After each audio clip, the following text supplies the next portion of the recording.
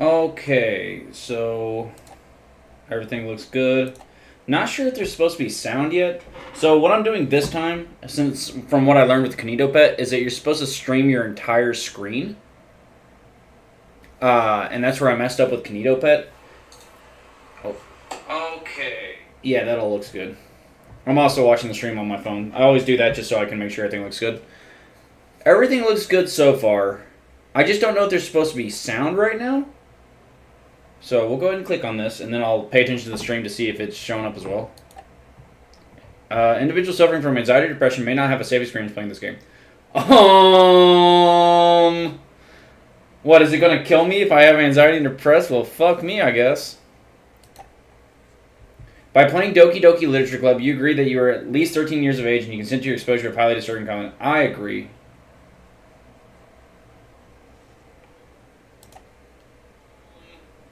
Just use that to see if there's sound. If I have anxiety and depressed, well, fuck me, I guess.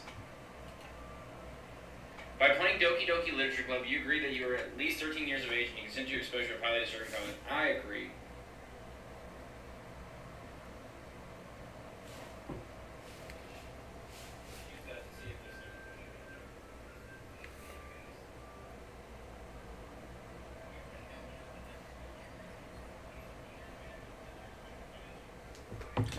So, sorry for the double delay there. I don't think you all are getting sound. So give me 1 second. I probably should have set this up first.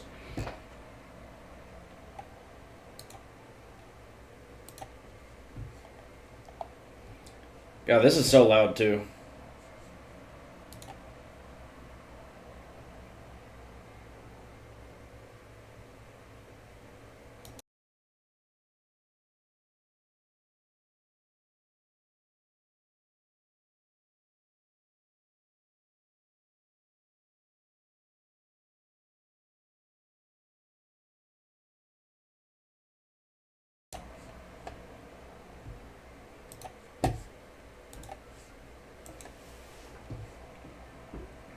Having a little streamer issues.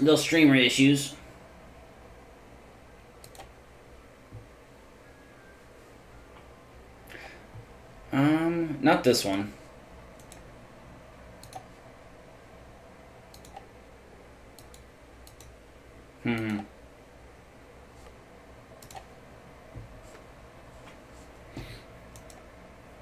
Well,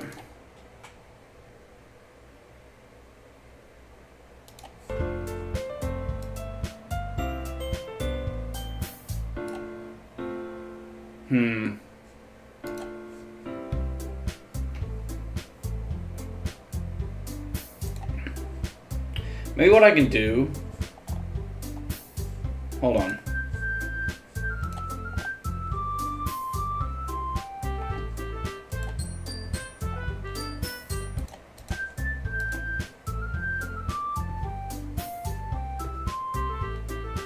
Maybe what I can do... Hold on. Okay.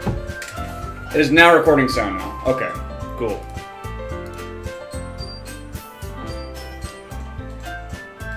Let me go and lower that. Yeah, sorry about the delay, everyone. You know it's setting this kind of stuff up.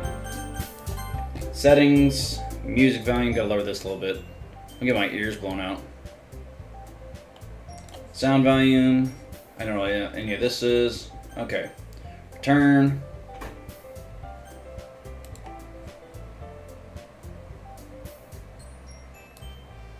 I do this to go back to the display capture.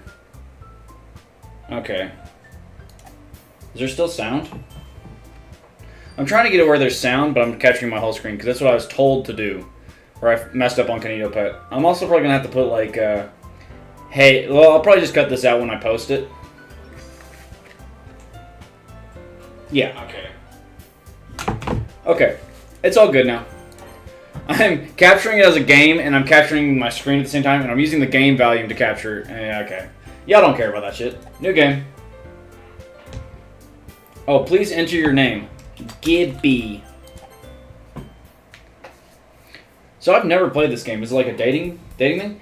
Hey! I see an annoying girl running towards me from the distance, waving her arms in the air like she's totally oblivious to any attention she might draw to herself. That girl is Sayori, my neighbor, and good friend since we were children. Why'd you call her annoying then? That's fucked up. You know, the kind of friend you never see yourself making today, but it just kind of works out because you've known each other for so long. Okay.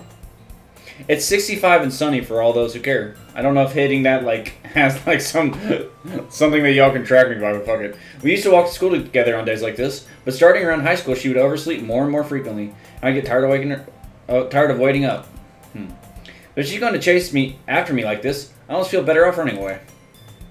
However, I just sigh and idle in front of the crosswalk and let Sayori catch up to me. Which one's Sayori? Oh, this one? She's kind of cute. Ha! Ha! Oh, oops. I overslept again.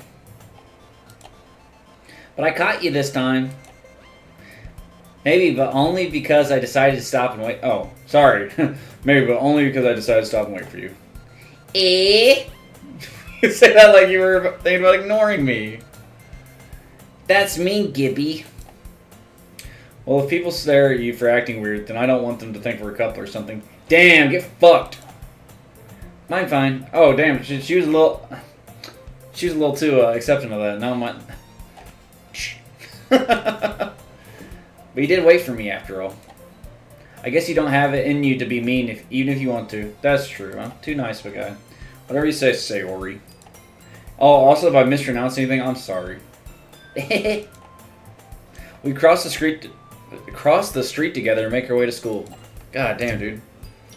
You should give me a warning that you need above a fucking 3rd grade English reading level to fucking play this game. As we draw near, the streets become increasingly speckled with other students making their daily commute.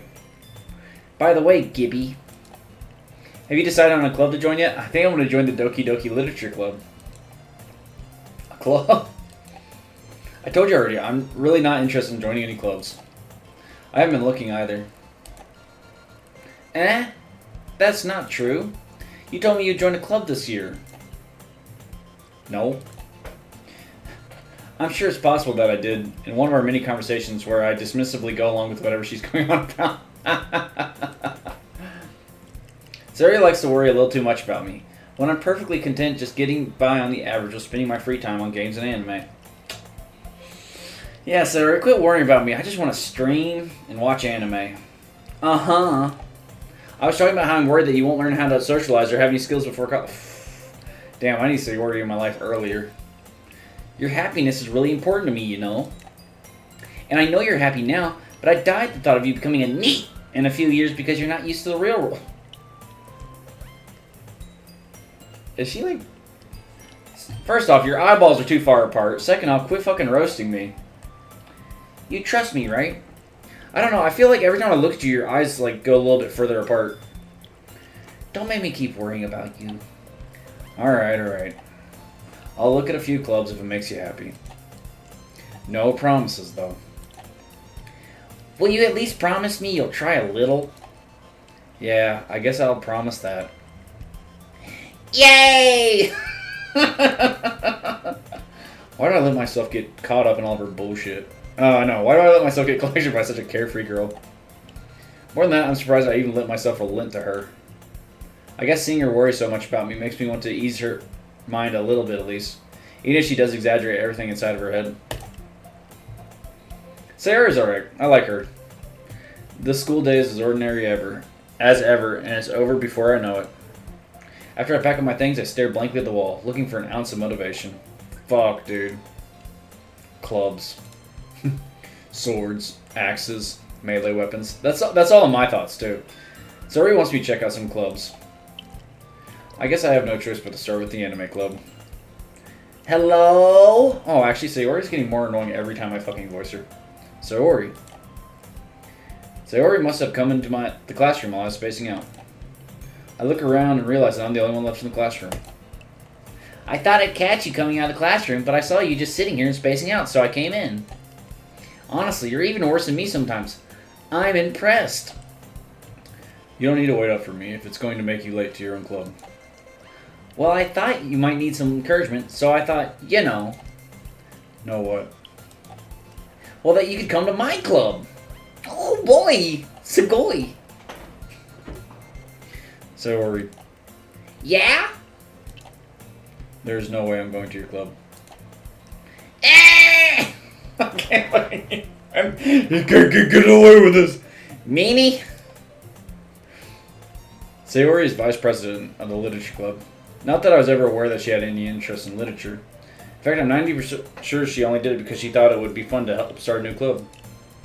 Since she was the first one to show interest after the one who proposed the club, she inherited the title vice president.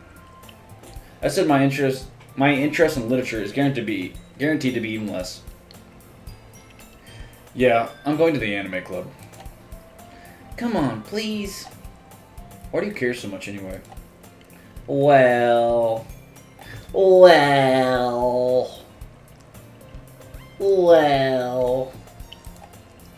I kind of told the club yesterday I would bring in a new member. And Natsuki made cupcakes and everything. Don't make promises you... Oh, sorry. Don't make promises you can't keep! There's an exclamation point over here. I had to yell that shit. I can't tell if Sayori is really that much of an airhead, or if she's so cunning as to have planned all this out. Oh no, she's really just that much of an airhead, dog. I let out a long sigh.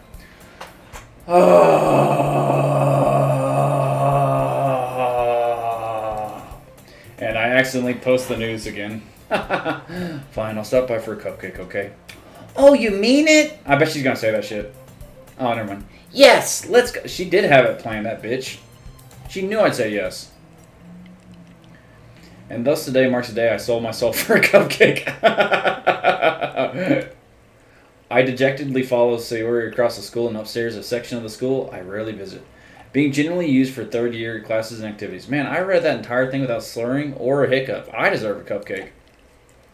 Sayori, full of energy, swings open the classroom door. Everyone, the new member is here. I told you, don't call me a new member. Eh? I glance around the room. Welcome to the literature club. It's a pleasure meeting you. Damn! Her eyes are almost as far apart as Sayori's. Sayori always says nice things about you. Oh my gosh, this is the Munchkin with like a really like mean voice, ain't it? Seriously? You brought a boy? I'm not gonna be able to remember all these voices. Way to kill the atmosphere. Ah, Gibby, what a nice surprise. Welcome to the club. ... It doesn't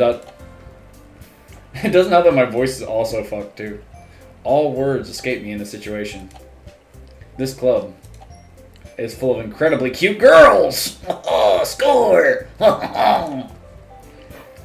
What are you looking at? If you want to say something, say it. I believe we call these Tatsumakis. Sorry. Natsuki. The girl with the sour attitude, whose name is apparently Natsuki, is one I don't recognize. Her small figure makes me think she's probably a first year. She's also the one who made cupcakes, according to Sayori. You can just ignore her when she gets moody.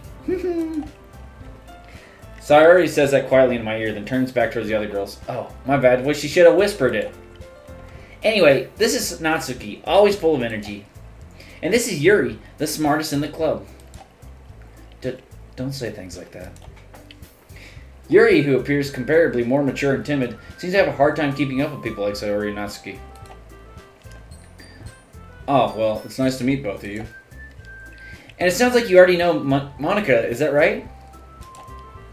That's right. It's great to see you again, Gibby. I don't know this bitch. Monica smiles sweetly and fucking like hits a fucking pose for some reason. We do know each other. Well, we really talked, but we were in the same class last year. Oh, okay. Monica was probably the most popular girl in class. Smart, beautiful, athletic. Basically completely out of my league. Man, what? Maybe you? I could get Monica. Fuck you, in-game Gibby. So having her smile at me so genuinely feels a little. You too, Monica. Come, sit down, Gibby. We made room for you at the table, so you can sit next to me or Monica. I'll get the cupcakes. Hey, I made them. I'll get them. Sorry, I got a little too excited. Then how about I make some tea as well? Oh, is my mic all the way over here? Give me a second. I got some drinks over here. You know, I figured it'd be a nice little cozy stream. Let me move this up a little closer and point it towards my face. This stream's probably been going on for like... just been fucked this entire time. The girls have a few desks arranged to form a table. As Sayori mentioned, it's been widened so that there's one space next to Monika and one space next to Sayori. Natsuki and Yuri walk over to the corner of the room, where Natsuki grabs a wrap tray and Yuri opens the closet. Still feeling awkward, I take a seat next to Sayori. I was gonna pick her anyway. Natsuki proudly marches back to the table, tray in hand. Okay, are you ready? Ta-da! Ooh, whoa! Natsuki lifts the foil off the tray to reveal a dozen white, fluffy cupcakes decorated to look like little cats. Do I get to see them? The whiskers are drawn with icing, and little pieces of chocolates were used to make ears. So cute! I had no idea you were so good at baking, Natsuki. Well, you know. God, fucking kill me. Just hurry and take one. Sayori grabs one first, then Monika. I follow. It seems like there should have been like a break. Then Monika, and then I follow, or something like that. I don't know. It's delicious! Sayori talks with her mouth full, and has already managed to get icing on her face. I turn the cupcake around in my fingers, looking for the best angle to take a bite. Natsuki is quiet. I can't help but notice her sneaking glances in my direction. Is she waiting for me to take a bite? I spin the cupcake for longer. I finally bite down. The icing is sweet and full of flavor. I wonder if she made it herself. This is really good. Thank you, Natsuki. What? Why are you thanking me? It's not like I... Baka? Haven't I heard this somewhere? Yeah, exactly. She's a fucking baka. Made them for you or anything. Eh? I thought you technically did. Sayori said. Well, maybe. But not for you, you know. No, you baka? Alright. Fucking bitch. I give up on Natsuki's weird logic and dismiss the conversation. Yeah, she's a little tsundere. Yuri returns to the table carrying a tea set. She carefully places a teacup in front of each of us before setting down the teapot next to the cupcake tray. Is it like warm tea? You keep a whole tea set in this classroom? Don't worry, the teacher gave us permission. After all, doesn't a hot cup of tea help you enjoy a good book? How the fuck... Wait, what? Does she got like a little boiler? I guess. Don't let yourself get intimidated. Yuri's just trying to impress you. Eh? That's not. Insulted, Yuri looks away. I meant that, you know. I believe you. Well, tea and reading might not be a pastime for me, but I at least enjoy tea. I'm glad. Yuri faintly smiles to herself in relief. Monika raises an eyebrow then smiles at me. Hey, you trying to hit that, my guy? And daps you up. So what made you consider the literature club? Sayori had a gun right to my fucking temple, and she says, if you ain't joining this shit, I'm gonna pow. I was afraid of this question. Something tells me I shouldn't tell Monika that I was practically dragged here by Sayori. Well, I haven't joined any clubs yet, and Sayori seemed really happy here, so... That's okay. Don't be embarrassed. We'll make sure you feel at home, okay? As president of the Literature Club, it's my duty to make the club fun and exciting for everyone. Monika, I'm surprised. How come you decided to start your own club? You could probably be a board member for any of the major clubs. Weren't you a leader of the debate club last year? And she thought... well, you know. No, I don't. All you girls say that shit, and I don't know. I don't know. To be honest, I can't stand all the politics around the major clubs. It feels like nothing but arguing about the budget and publicity and how to prepare for events. God damn, I cannot fucking read. I'd much rather take something I personally enjoy and make something special out of it. And if it encourages others to get into literature, then I'm fulfilling that dream. Monika really is a great leader. Yuri also nods in agreement. Then I'm surprised there aren't more people in the club yet. It must be hard to start a new club. You could put it that way. Not many people are very interested in putting out all the effort to start something brand new. Especially when it's something that doesn't grab your attention, like literature.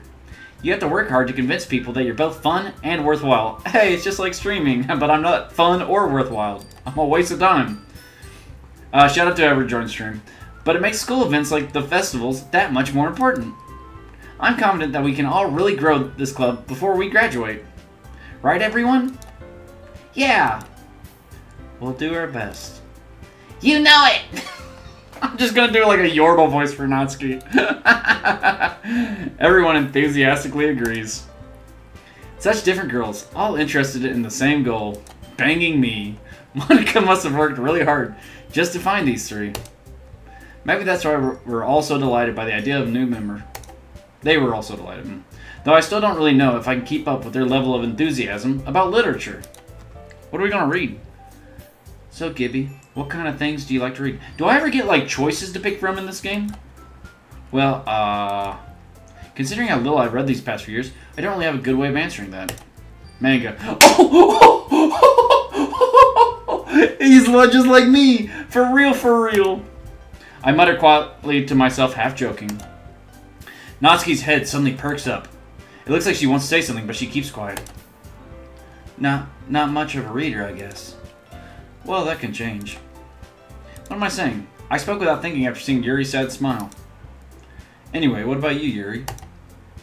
Well, let's see. Yuri traced the rim of her teacup with her finger.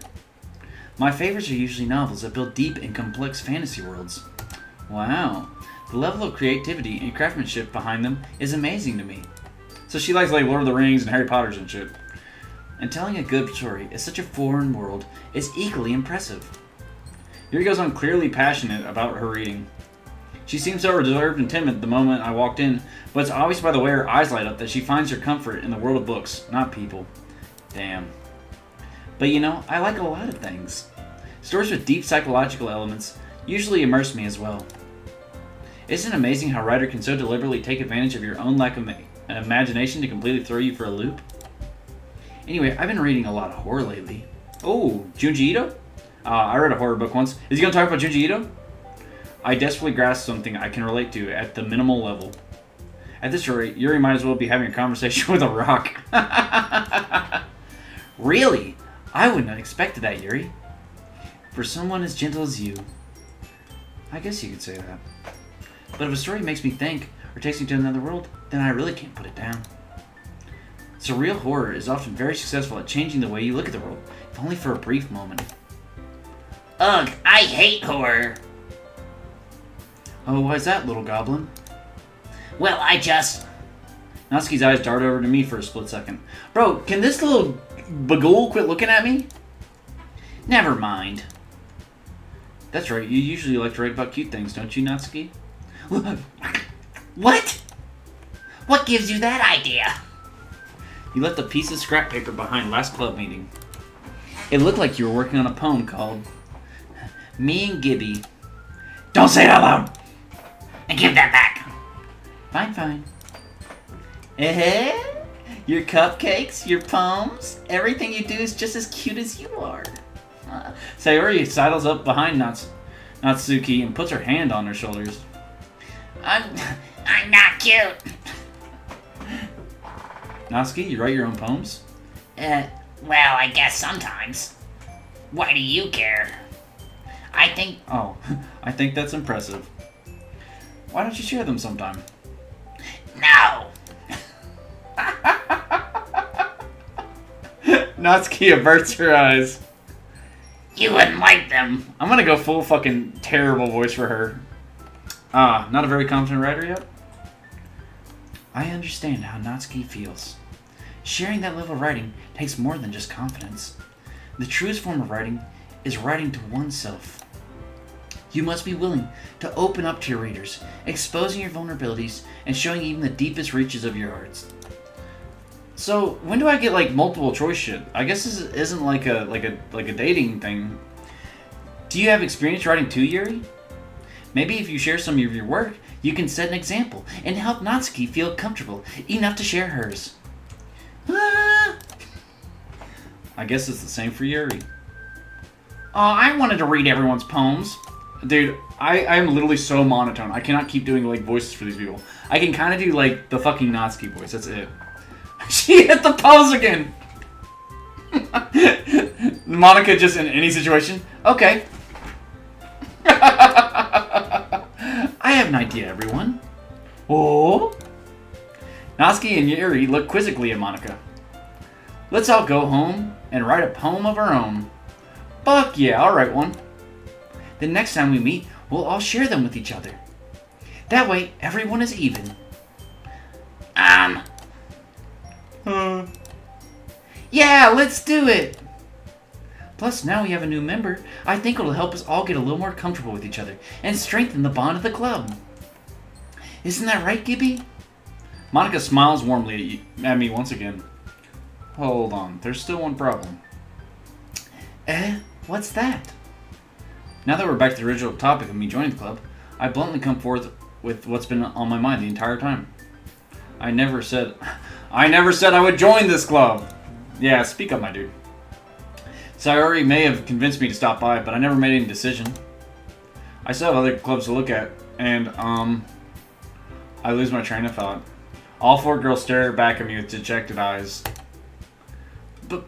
But... I'm sorry, I thought... Ha! Gibby. You all. I'm defenseless against these girls. How am I supposed to make a clear-headed decision when it's like this? That's it. That's if writing poem is the price I need to pay in order to spend every day with these beautiful girls. Damn! Right. Okay, I've decided then. I'll join the literature club. One by one, the girls' eyes light up. Yes! I'm so happy! Sarah wraps her arms around me, jumping up and down. Hey. You really did scare me for a moment. If you really just came for the cupcakes, I would be super pissed. Oh, Monica, your hair smells so nice. She's sniffing her hair. Then that makes it official. Welcome to the literature club. Thanks, I guess. Oh, now she's getting a little bite. Mmm, tasty. Okay, everyone. I think with that, we can officially end today's meeting on a good note. Everyone remember tonight's assignment. Write a poem to bring to the next meeting so we can all share. Monica looks over at me once more. Gibby, I look forward to seeing how you express yourself. I don't express myself. I'm depressed. I have anxiety. It gave me a warning about it before start. The Monica pose is gonna make me fucking die, dude. That's so funny. Yeah. Can I really impress the class star Monica with my mediocre writing skills? I already feel the anxiety welling up inside me. Do I actually get to write a poem? I used to love writing poetry. Meanwhile, the girls continue to chit-chat as Yuri and Natsuki clean up their food. Hey, Gibby, since we're already here, do you want to walk home together? That's right, Sayori and I never walk home together anymore, because she's always stayed after school for clubs. Sure, might as well. Yay!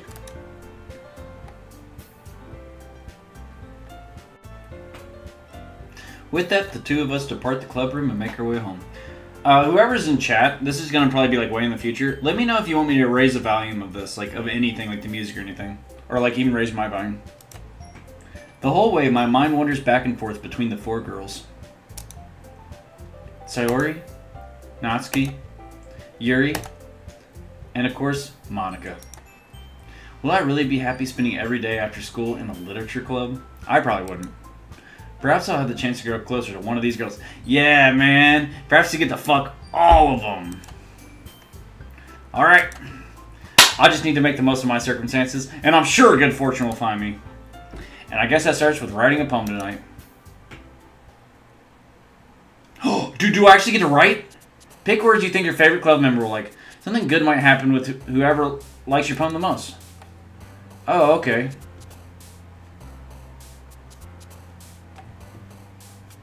Okay. I thought I was gonna get to actually write one. So let's go with warm. I like being warm. No, I like anime. Go anime. Extraordinary. Oh, it's picking which one that like the poem's gonna stick to. Horror's gonna make her jump. Oh, okay. Amazing. Bouncy. Oh, or maybe they're just going in order. Tragedy. Oh, she likes tragedy. Weird. Special. Damn, I'm getting the fucking Sayori route. Shit. Boop. Puppy. Jumpy. Wait, why is she bouncing? Is she jumpy? Doki Doki. Ooh, Starscape. Ooh. Judgment. Ooh. I'm gonna kind of like hit like each of them a bunch, and then I'll just... Suicide. She seems like she'd jump up and down about that shit. Joy. Nightgown. Oh, she likes the nightgown. Okay, okay. Fear would be... Oh, wait, why is she fear? Oh, she just looked like emotion. Heaven sent. Yeah, I knew that'd be her. Oh, why is she about marriage? Shit. And then hope. Oh, shit, dude. I think I got Sayori. It's okay. Monica, you gotta get out of this fucking pose you're in, dude. This shit is so funny to me. I can't even look at you. I can't even look at her. Hi again, Gibby. Glad to see you didn't run away on us. Ha ha ha. Nah, don't worry. I'm just struggling to switch between voices rapidly. This might be a little strange for me, but I at least keep my word. Well, I'm back at the Literature Club.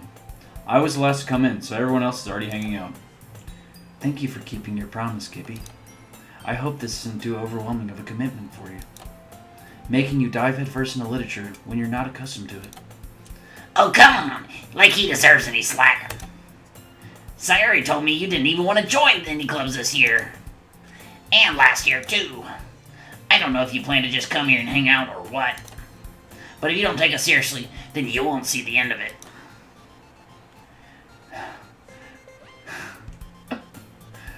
Natsuki, you certainly have a big mouth for someone who keeps her manga collection in the club room.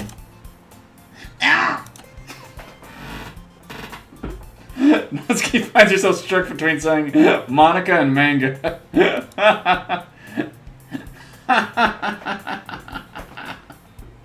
Manga is literature! Swiftly defeated, Natsuki plops back into her seat. Oh my god, dude. Quit fucking doing this to me. They're playing ping pong with the voices. Don't worry, guys. Gibby always gives it his best as long as he's having fun. He helps me with busy work without me even asking. Like cooking, cleaning my room. How dependable. Sayori, that's because your room is so messy, it's distracting. And you almost set your house on fire once. Is that so? Ooh, whoa.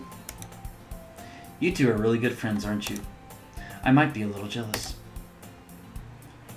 How come? You and Gibby can become good friends too.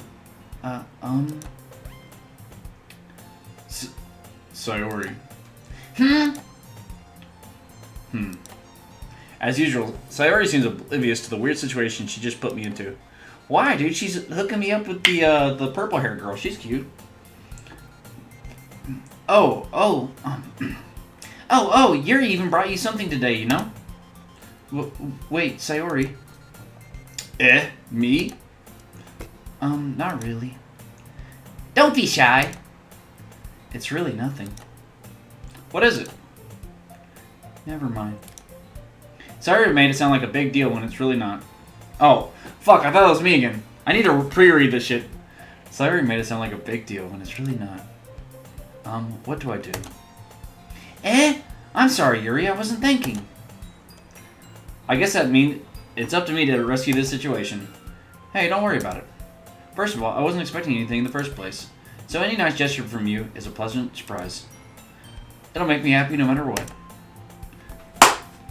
Is that so? Yeah, I won't make it a big deal if you don't want it to be. Alright. Well, here. Yuri reaches in her bag and pulls out a book. I didn't want you to feel left out, so I picked out a book that I thought you might enjoy. It's a short read, so it should keep your attention, even if you don't usually read. And we could, you know, discuss it if you wanted. This is... How's a girl accidentally being so cute? Nah, she knows what she's doing. She's smart. She well read. She know what she's doing. She can pick out a book she thinks I like, despite me not reading much, and despite her not knowing me. Yuri, thank you. I'll definitely read this. I enthusiastically take the book. Whew.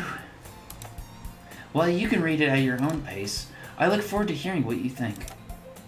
Now that everyone's settled in, I expect Mana to kick off some scheduled activities for the club. But that doesn't seem to be the case. Sayori and Monica are having a cheery conversation in the corner. Yuri's face is already buried in a book. I can't help but notice her intense expression like she was waiting for this chance. Meanwhile, Natsuki is rummaging around in the closet. Man, it looks like no one wants to be bothered today. I slumped down at the nearest desk. How am I supposed to occupy myself with something literature related by myself like this? Just read the book she gave you, dude. I guess I could always read some of that book you gave me. Yeah. I'm feeling a little too tired to read. Oh, I get that. I could probably fall asleep right now. I close my eyes and end up listening in on Sayori's conversation with Monica.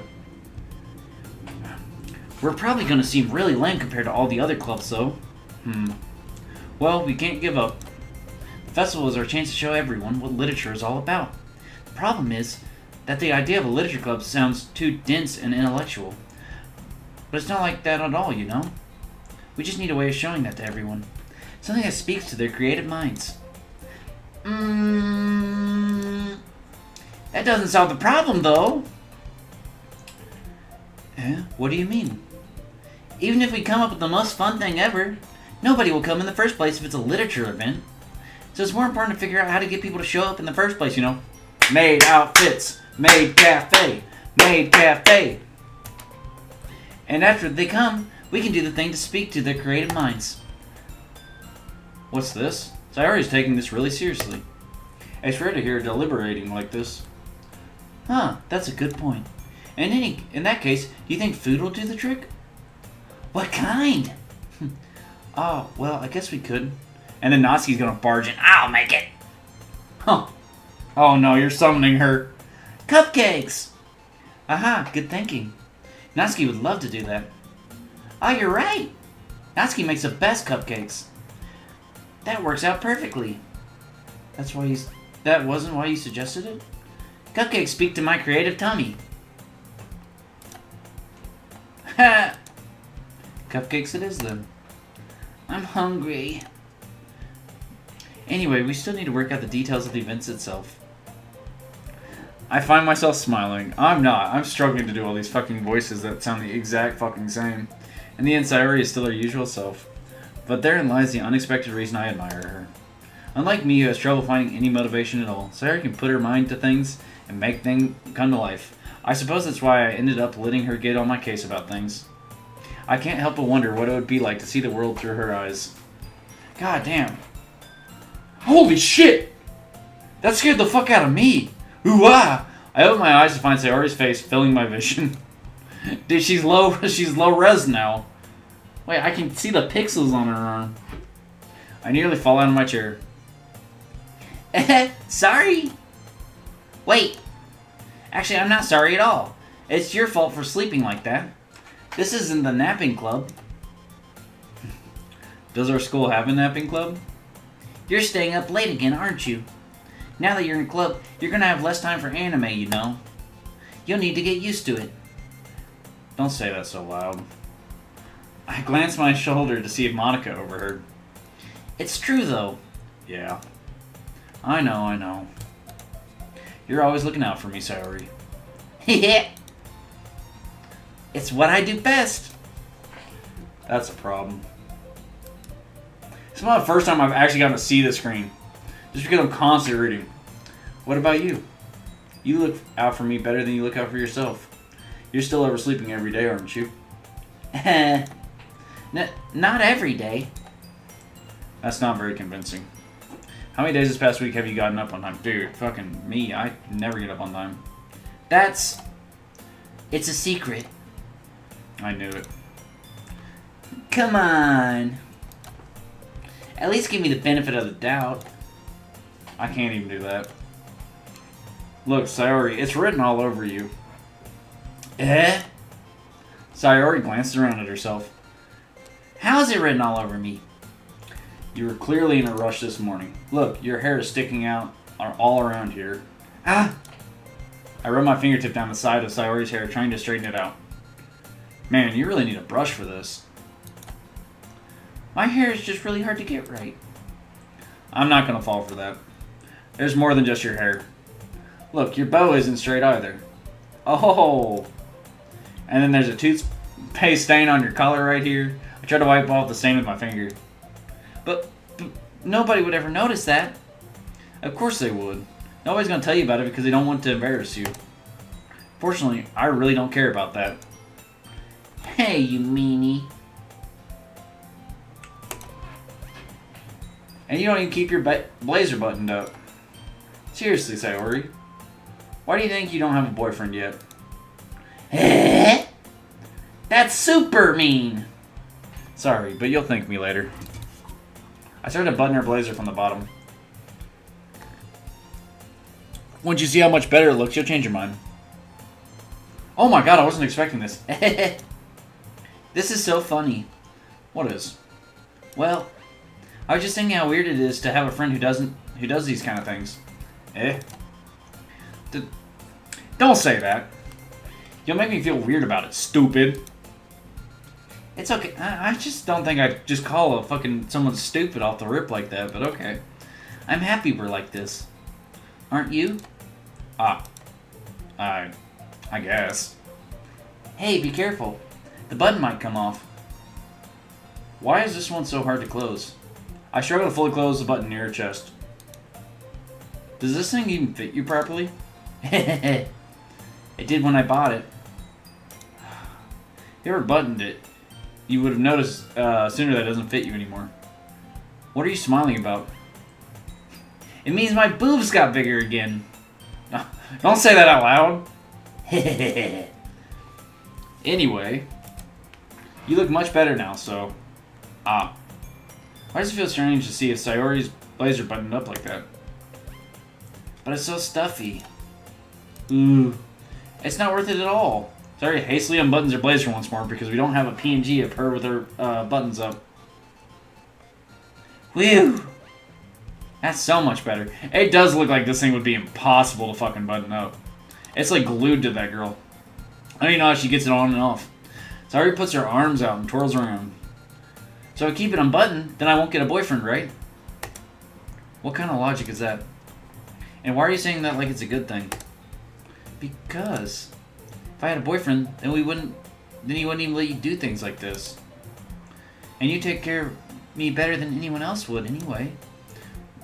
So that's why I'm keeping it unbuttoned. Stop saying all these embarrassing things. I didn't say anything embarrassing. Sheesh. Well, anyway, let's just focus on trying to wake up a little earlier.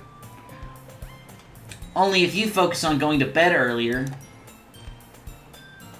Fine, fine. It's a deal.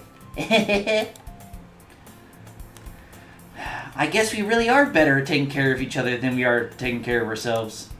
Yeah, I guess so, huh? So maybe you should come wake me up in the morning. You're doing it again, Sayori. Aw, but I was joking that time. Man, it's impossible to tell with you sometimes. Monica, slide in. Okay, everyone. Monica suddenly calls out. Why don't we share the poems we wrote now? Yay! Gibby, I can't wait to read yours. Yeah, same. I failed to sound enthusiastic, but Sayori still trots away to retrieve her poem. By the way, did you remember to write a poem last night? Yeah. My relaxation ends. I can't believe I agreed to do something so embarrassing. No, I love poetry, dude. I couldn't really find much inspiration since I've never really done this before. Well, now that everyone's ready, why don't you find someone to share it with? I can't wait! Sayori and Monica enthusiastically pull out their poems. Sayori is on a wrinkled sheet of loose leaf, torn from a spiral notebook. Oh, I thought it was written on a leaf. On the other hand, Monica wrote hers in a composition notebook. I can already see Monica's pristine handwriting from where I sit. Natsuki and Yuri reluctantly comply as well, reaching into their bags. I do the same myself. Who should I show my poem to first? Oh, I finally get choices. Alright, we're getting choices, yo. Let's go Sayori. This is the OG girl. We're going Sayori. I'm definitely most comfortable sharing it with Sayori first. She's my good friend after all. Oh? Oh my goodness. This is so good, Gibby. Huh? I love it. I had no idea you were such a good writer. Sayori, you must be seriously overreacting. I'm not a good writer at all. I honestly have no idea what I'm doing. Same with me in life. Well, maybe that's why. Because I have no idea what I like either. Shish. I'm sure Yuri's opinion has to be a little more constructive than this. Maybe even Natsuki's. Are you sure you don't like it just because I wrote it? Huh? Well, I'm sure that's part of it. I think I understand you better than a lot of other people, you know? So when I read your poem, it's not just a poem. It's a Gibby poem. And that makes it feel extra special. Like I can feel your feelings in it. Sayori hugs the sheet against her chest. You're so weird, Sayori. I'm really happy just that you wrote one. It just reminds me how you're really part of my club now. Not to mention the fact that I'm sitting in front of you in the club room. Well, of course. I'm not really into it yet, but that doesn't mean I'll break my promise. See? It's like I said before, Gibby. Deep down, you're not selfish at all, you know? Trying new things like this for other people, that's something that only really good people do. Thanks, Sayori. I was about to say that. Because I forgot she was talking to the character, not me. I do try my best. Thank you, Sayori. I'm not sure if Sayori sees the full picture of my motive here. Oh, then again, I can't deny that she's part of the reason I joined. Knowing how much this means to her and all. Yeah, and I'm gonna make sure you have lots of fun here, okay? That will be my way of thanking you. Alright, I'm going to hold you to that then. Yay! Now you'll read my poem too, right? Sure. Don't worry. Don't worry, I'm really bad at this. We'll see about that.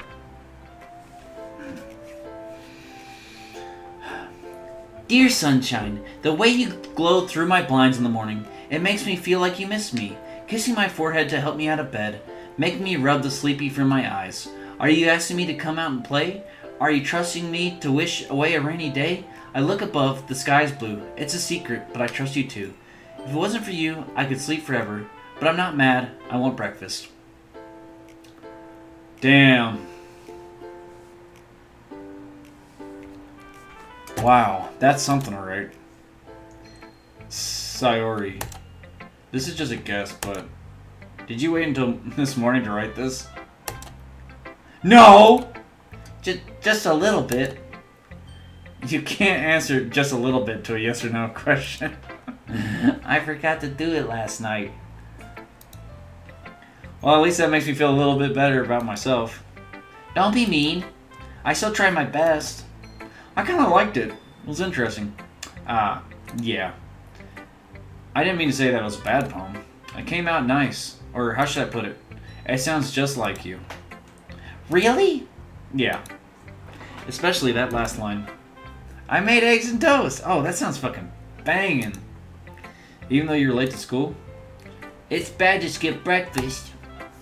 I get all cranky. Well, I guess there's no point in arguing. Anyway, thanks for showing me. This was so much fun. Monica's the best. Yeah. But next time, I won't forget. And I'm gonna write the best poem ever. Well, I guess I look forward to it. I kinda liked hers. Alright, let's go with, Yuri. Because she seemed the most interested.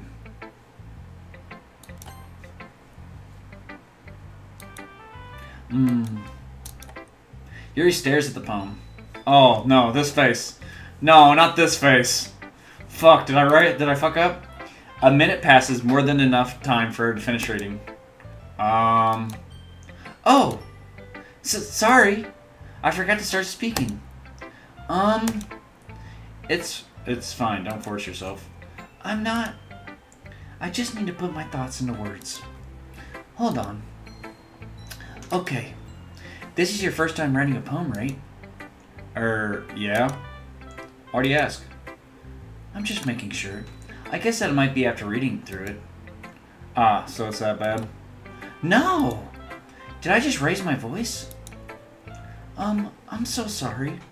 Yuri buries her face in her hands. I couldn't help but notice that it's been several minutes and we really haven't gotten anywhere. It might take Yuri a while to get used to new people. It's fine. I really didn't notice. What were you saying? Right, it's just that there are specific writing habits that are usually typical of new writers. And having been through that myself, I kind of learned to pick up on them. I think the most notable thing I recognize is new writers is that they try to make their style very deliberate. In other words, they tend to pick a writing style separate from the topic matter, and they form-fit the two together. The end result is that both the style and the expressiveness are weakened. Once Yuri finds her train of thought, it's as if her demeanor totally changes. Her stammering is completely gone, and she sounds like an expert. Of course, that's not something you can be blamed for. There are so many different skills and techniques that go into writing even a simple poem.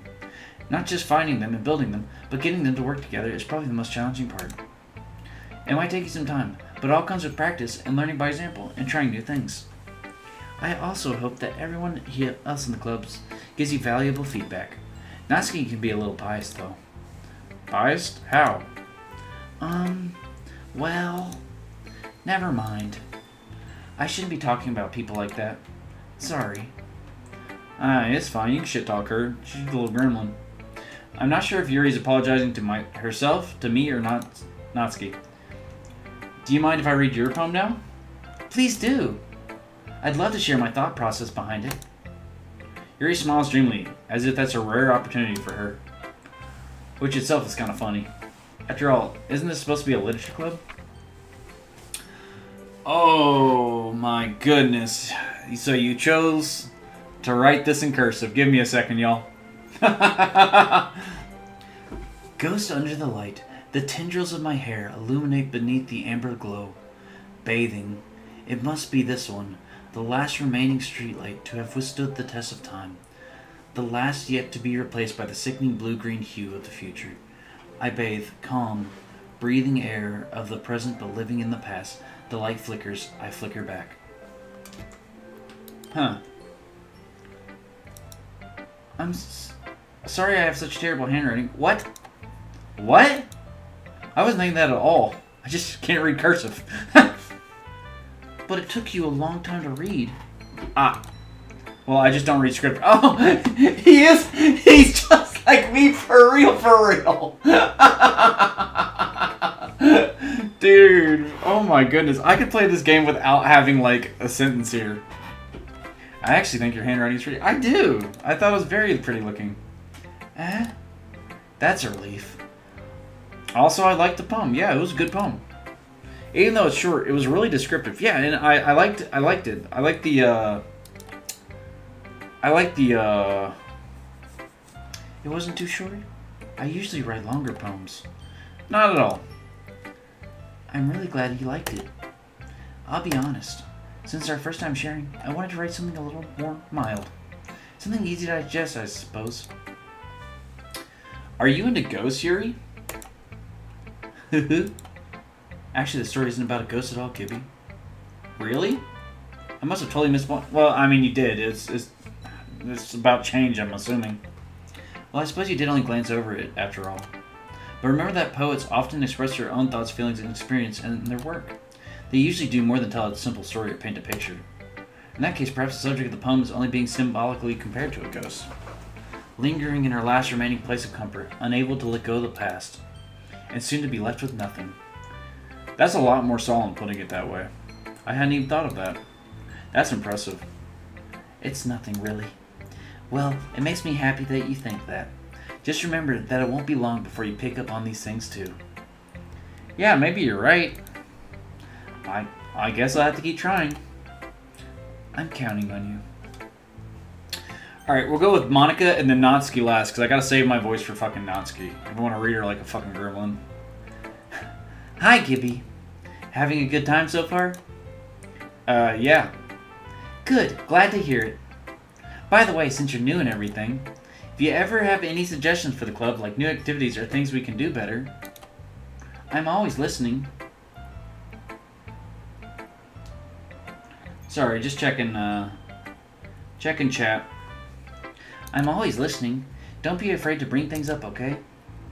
Alright, I'll keep that in mind. Of course I'll be afraid to bring things up. I'm much better off just going with the flow until I'm more settled in. Anyway, want to share your poem with me? It's kind of embarrassing, but I guess I have to. Oh, she hit the Monica pose! Oh no! Don't worry, Gibby. We're a little embarrassed too today, you know? But it's that sort of barrier that we'll all learn to get past soon. Yeah, that's true. I hand Monica my poem. I'll be honest. This game is terrible to stream. It's very, slow paced so far. Hey, yo, what's up? Shout out to Deviant Chat. What's up? I like this one. Makes me think of something Sayori would like. Is that so? You and Sayori are really good friends, right?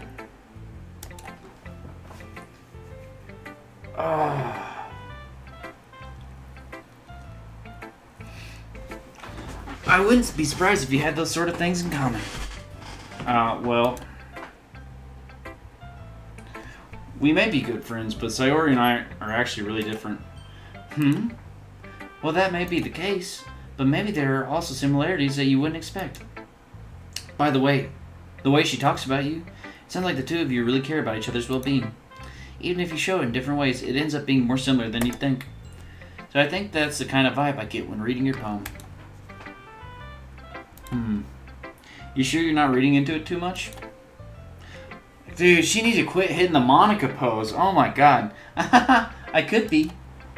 Oh gosh, I sound like Yuri. But in any case, Sayori's writing has kind of a gentle feel to it. I can tell that she likes exploring with emotions, like happiness and sadness. Who knew that someone so happy would enjoy sad things too?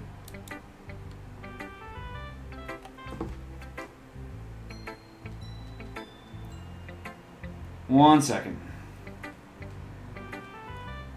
Thank you for watching.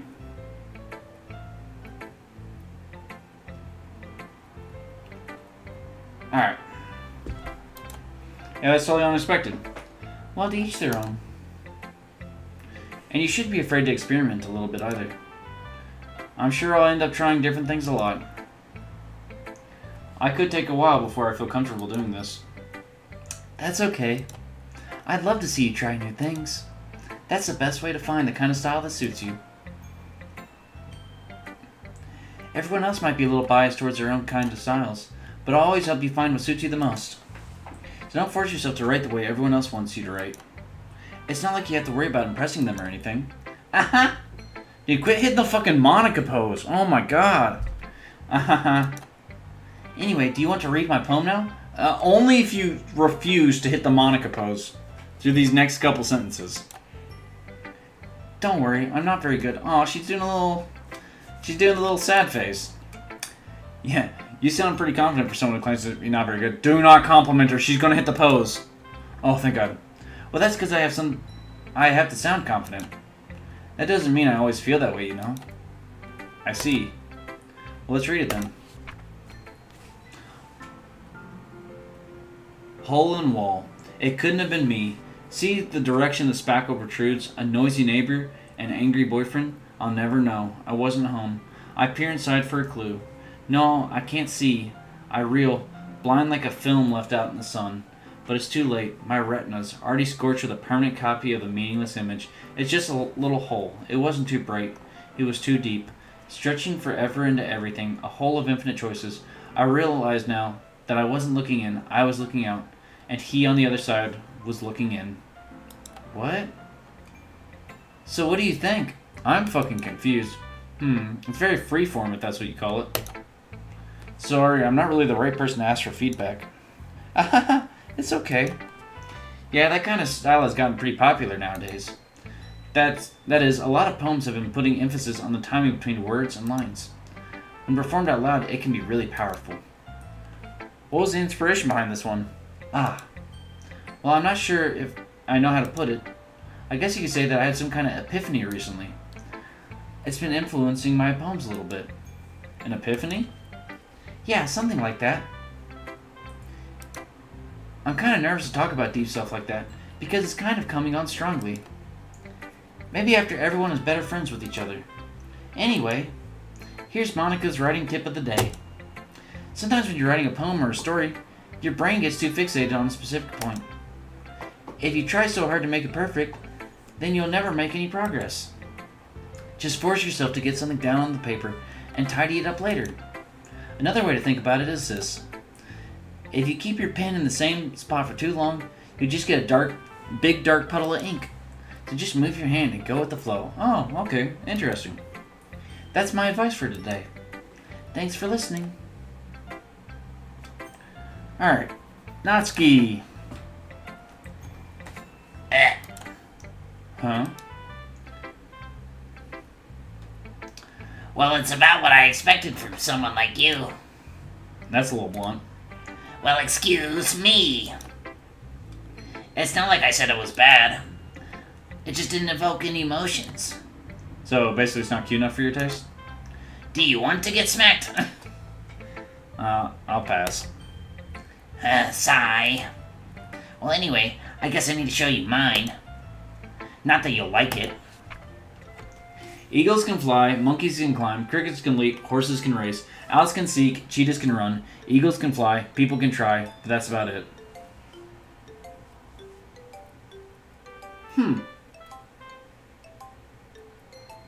I actually like this one the best.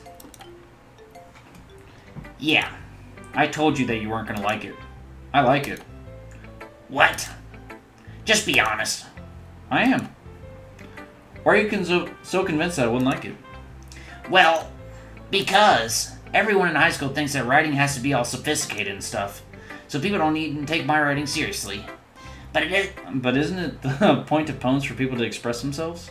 Your writing style wouldn't make your message any less valid.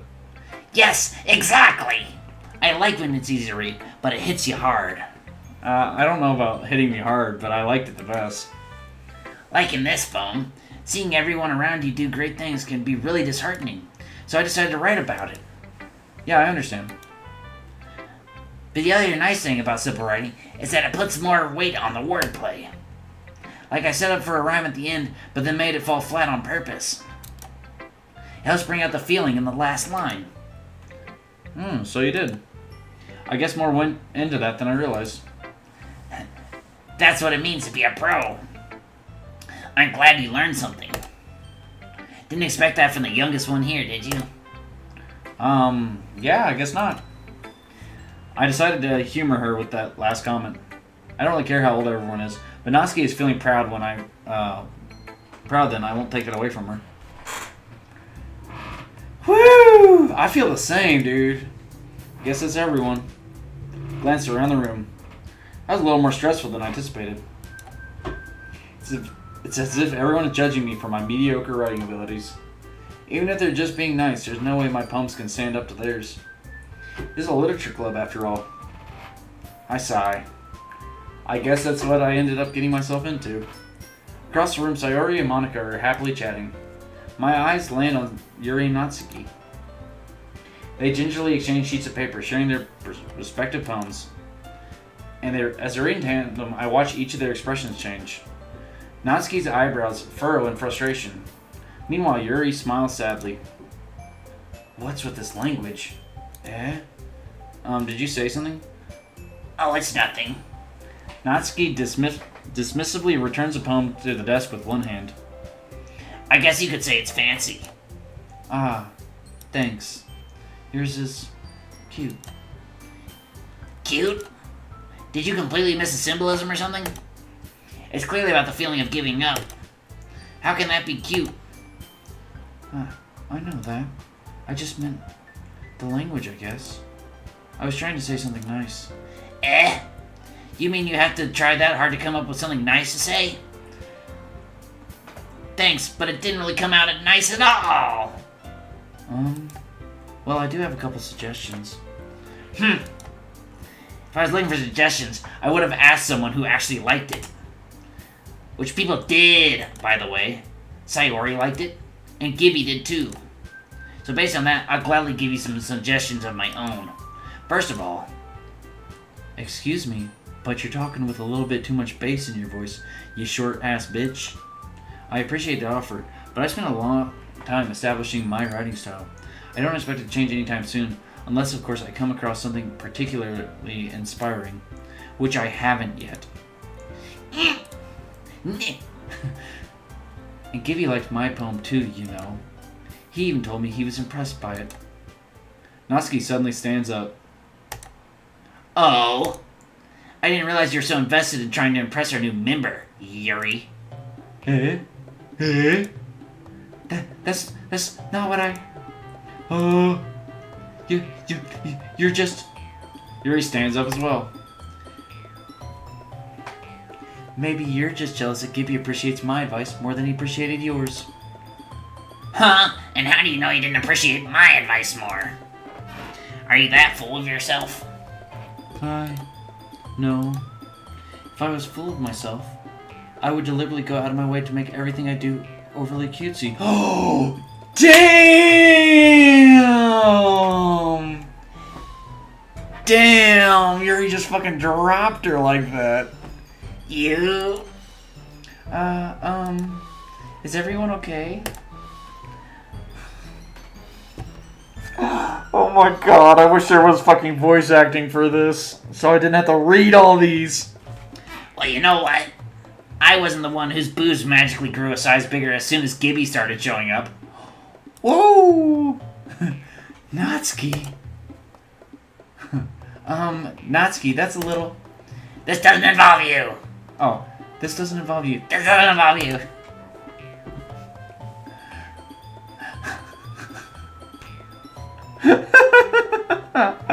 Oh my god, they talk so much. I don't like fighting, guys. Suddenly both girls turned towards me as if they just noticed I was standing there. Gibby. She's just trying to make me look bad. Oh my god! That's not true. She started it. If she could get over herself and learn to appreciate that simple writing is more effective, then this wouldn't have happened in the first place. What's the point of making your poems all convoluted for no reason? The meaning should jump out at the reader, not force them to have to figure it out. Help me explain that to her, Gibby. Wait, there's a reason we have so many deep and expressive words in our language. It's the only way to convey complex feelings and meaning the most effectively. Avoiding them is not only unnecessarily limiting yourself, it's also a waste. You understand that, right, Gibby? Well? How did I get dragged into this in the first place, dude? That's how I'm feeling about this game right now. It's not like I know anything about writing. But whoever I agree with, they'll probably think that more highly of me. Oh, help me, Sayori. Natsuki glares at me, drawing up any words I had in my mouth. So instead I turn to Yuri. Yuri. But Yuri's expression is so defensive that I can't bring myself to say anything to her. Sayori, please! Yeah. Everyone's fighting is making Sayori uncomfortable. How can the two of you keep fighting when you know you're making your friend feel like this? Gibby.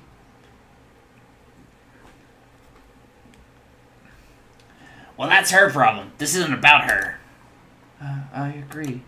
It's unfair for others to inject their own feelings into our conflict. Yeah, unless Sayori wants to tell Yuri what a stuck-up jerk she's being. She would never. It's your immaturity that made her upset in the first place. Excuse me? Are you listening to yourself? This is exactly why. Exactly why nobody likes... Oh. Stop! Natsuki, Yuri, you guys are my friends. I just want everybody to get along and be happy. My friends are wonderful people, and I love them because of their differences. Natsuki's poems, they're amazing because they give you so many feelings with just a few words. And Yuri's poems are amazing because they paint beautiful pictures in your head. Everyone's so talented. So why are we fighting? Because... Well... Also, Natsuki's cute, and there's nothing wrong with that. And Yuri's boobs are the same as they always were. Big and beautiful.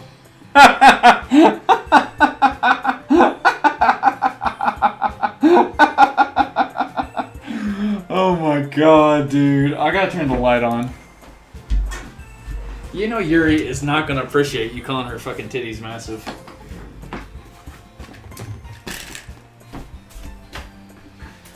Whew. Gotta raise my chair up some. Alright. Man, if I've been like super slunched over this entire time, I'm sorry. Alright.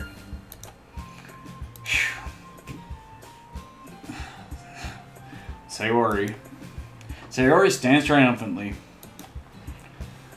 Monica stands behind her with a bewildered expression. I'll make some tea. Yuri rushes off. Natsuki sits down with a blank expression on her face, staring at nothing. So this is why Sayori is vice president. I whisper to Monica. She nods in return. To be honest, I might come off as a good leader and I can organize things, but I'm not very good with people. I couldn't even bring myself to interject. As president, that's kind of embarrassing of me. Nah, it's not like I can blame you. I wasn't able to say anything either. Well, I guess it just means Sayori is amazing in her own ways, isn't she? You could say that. She might be an airhead, but sometimes it's weirdly suspicious that she knows exactly what she's doing. Oh my god, Monica, every time you hit the fucking pose, I just start fucking wheezing, dude. Stop. I see. Take good care of her, okay? I would hate to see her get herself hurt. That makes two of us. You count on me. Michael smiles sweetly at me, causing my stomach to knot. Uh-oh. Such a genuine person really does make a good president, regardless of what she says. If only I could get the chance to talk to her a little more. Okay, everyone. It's just about time for us to leave. How did you all feel about sharing poems? It was a lot of fun. Well, I'd say it was worth it. It was alright. Well, mostly. Gibby, how about you? Yeah, I'd say the same. It was a neat thing to talk about with everyone. Awesome. In that case, we'll do the same thing tomorrow. And maybe you learned something from your friends too. So your poems will turn out even better. I think to myself, God damn, these bitches talk so much. I did learn a little bit about the kinds of poem everyone likes. With any luck, it means I can at least do a better job impressing those I want to impress. Hey, jump scare warning here, everyone. Just checking the time. Okay. I nodded to myself with newfound determination. Gibby! Ready to walk home? Sure, let's go. Ehehe. Sayori beams at me. She shoots a laser at me? It really has been a while since Sayori and I have spent this much time together. Can't say I'm really not enjoying it either. Sayori, about what happened earlier. What do you mean? You know, between Yuri and Natsuki. Does that kind of thing happen often? No. That's really the first time I've seen them fight like that. I promise they're both wonderful people. You don't hate them, do you? No, I don't hate them. I just wanted your opinion, that's all. I can see why they make good friends with you. Whew.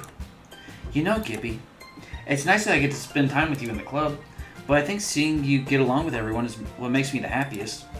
And I think everyone really likes you too. That's... Every day is going to be so much fun. Sigh. Looks like Sayori still hasn't caught into that kind of situation I'm in. Sure, being friends with everyone is nice, but does it really need to stop there? We'll just have to see what the future holds, Sayori.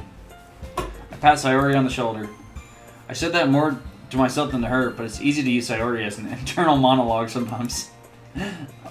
Okay. Yeah, let's do this. Oh, I gotta write more poems? Okay. Okay. Headphones. Vertigo. Alone. Depression. Melody. Unending. Sunny. Crimson. Boop. Extraordinary. Unstable. Beauty. Intellectual. Meager. Imagination. Excitement.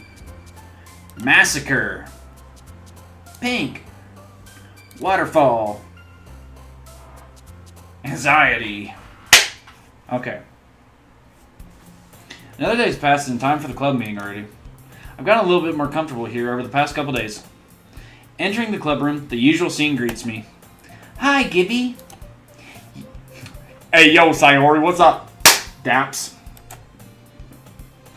Looks like you're in a good mood today. I'm just still not used to you being in the club, that's all. I see. That's a pretty simple thing to get you in a good mood. But I guess it's always the simple things with you anyway. Speaking of which, I'm kinda hungry. Will you come with me to buy a snack? No thanks. That's not like you at all. I have my reasons.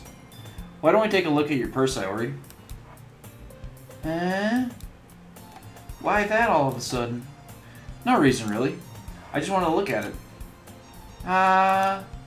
Seriously, nervously retrieves her coin purse. She fumbles with the latch and gets it open.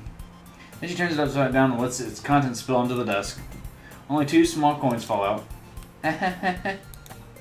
I knew it. I can see right through you, Sayori. That's not fair.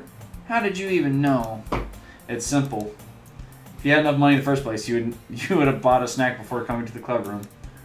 So either you're not hungry and want an excuse to take a walk, or you plan to conveniently forget that you spent all your money so that I would lend you some. But there's one more thing. You're always hungry. And so that only leaves the one option. I give up. Don't make me feel guilty. You feel guilty, that means you deserve to feel guilty. Yuri suddenly giggles. Huh? I didn't notice that she was listening in. Her face is in her book as always. I wasn't listening or anything. It's just something in my book. Yuri, tell Gibby to let me borrow some money. Don't get me involved like that, Sayori. Besides, you should only buy what you can responsibly afford. And frankly, after pulling a mischievous little stunt like that, your suffering is fair enough retribution. Did I just... I didn't mean that. I got too absorbed in my book. I really like when you speak your mind, Yuri. You're a cold bitch. It doesn't happen much, but it's a fun side of you.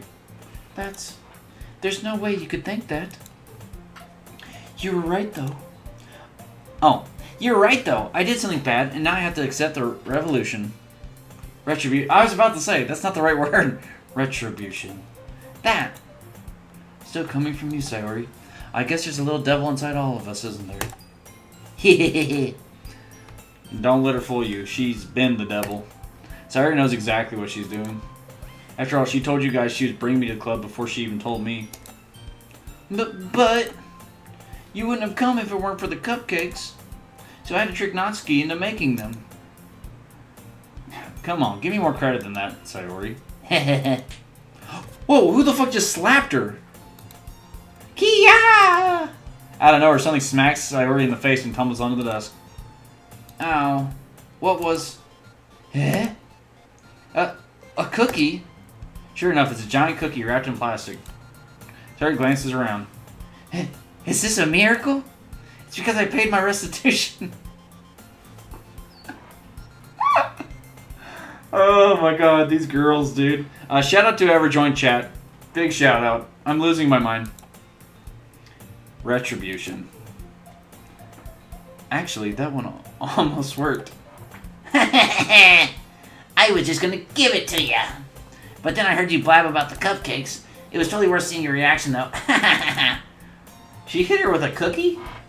Natsuki, that's so nice of you. I'm so happy. Sayori hugs the cookie. Jeez, just eat it. Oh my god, I was gonna say that and then I saw the line. Dude, this guy's in my head. This is amazing. Sayori rapidly tears open the wrapper and takes a big bite. So good.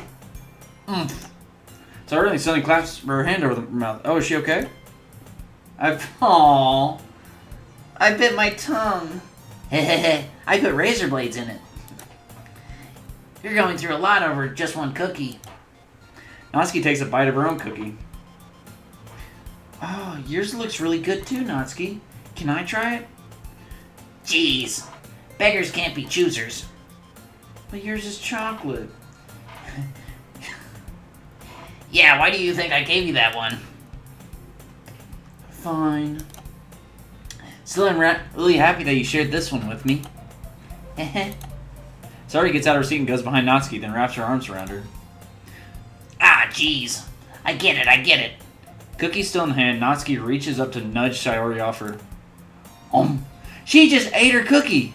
Sayori suddenly leans down and takes a bite out of Natsuki's cookie. Hey! Did you seriously just do that? Mouthful, Sayori trots away to safety. Yuri and I laugh as well. Jeez, you're such a kid sometimes. Monica, can you tell Sayori... Natsuki glances around. Monica is in the club room. Ugh. Where's Monica anyway? Good question. Have any of you heard anything about her being late today? Not me. Yeah, I haven't either. I'm just going insane reading all these voices. That's a bit unusual. I hope she's okay. Of course she's okay.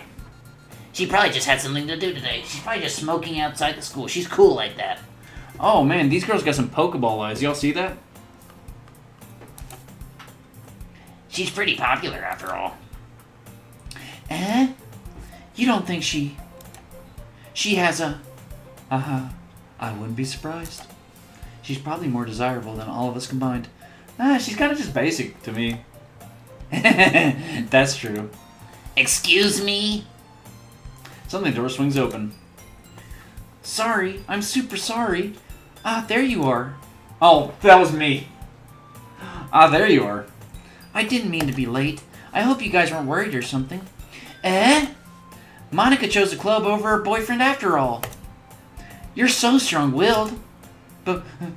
Boyfriend? What on earth are you talking about? Monica quizzically glances at me. Never mind that. What held you up anyway? I had to take a big shit. Well, my last period was study hall. To be honest, I kind of just lost track of time. That makes no sense, though. You would have heard the bell ring, at least. I must not have heard it, since I was practicing piano. Piano? I wasn't aware you played music as well, Monica. I don't really. I kind of just started recently. I've always wanted to learn piano. That's so cool! You should play something for us, Monica. Monica looks at me. Maybe once I get a little better, I will. Yay! That sounds cool. I'd also look forward to it. Is that so? In that case, I won't let you down, Gibby. Oh my god, not the fucking Monica pose, dude. This shit makes me so fucking weak. This shit is so funny. She's really just like, oh, a slight compliment? Monica smiles sweetly. I didn't mean any pressure or anything like that. Don't worry. I've been practicing a whole lot recently. I'm still thinking about the Monica pose. This shit's so funny. And I really love the chance to share once I'm ready. I see. In that case, best of luck. Thanks. So I didn't miss anything, did I? So I already got hit with a cookie. No, not really. I choose to leave out Sayori's mischievous escapade. I'm sure Natsuki will end up complaining to her anyway. Looks like everyone has already settled down. Sayori somehow already finished her entire cookie.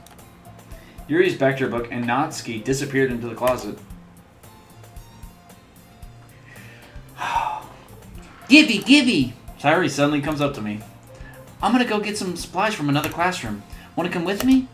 Supplies? What for? Well, you know the festival's coming up? Me and Monica were gonna make some posters and stuff. So I need to go find some crowns and markers and glue sticks. Ah, I see. Sure, I'll go with you. Yay! Okay, Monica will be back soon. Ah, are you going with Gibby to get the supplies? There's no need to trouble yourself. I'd be happy to go with him. Oh, but I wanted to go. It's so much fun exploring empty classrooms and stuff. Okay. It was just a suggestion.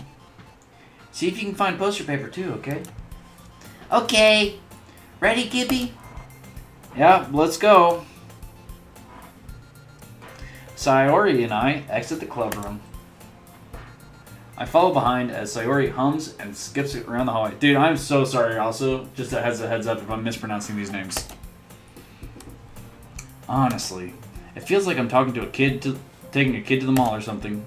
Sayori finds pleasure in the simplest things sometimes. Hey Sayori, what exactly are we doing for the festival anyway? I'm not sure how you'd make an event out of literature. Me and Monica have it all planned out. Don't you worry. Is that so? Yep. We're gonna do a poetry performance. Performance? Of what kind? Well, everyone is gonna take turns on stage and recite their favorite poems. Ah, that sounds kind of dull. Gibby, you're not thinking about it the right way at all. It's not just about reading poems, it's about performing them. Like you say the lines of the poems, like, between my feet, the last remaining flower beckons to me. I twist the stem, freeing it from its clinging roots, caressing the final joyous moment between my fingers. But to what ends have I summoned this joy? For now, when I look in every direction, the once prosperous field before me is but a barren wasteland. Like that.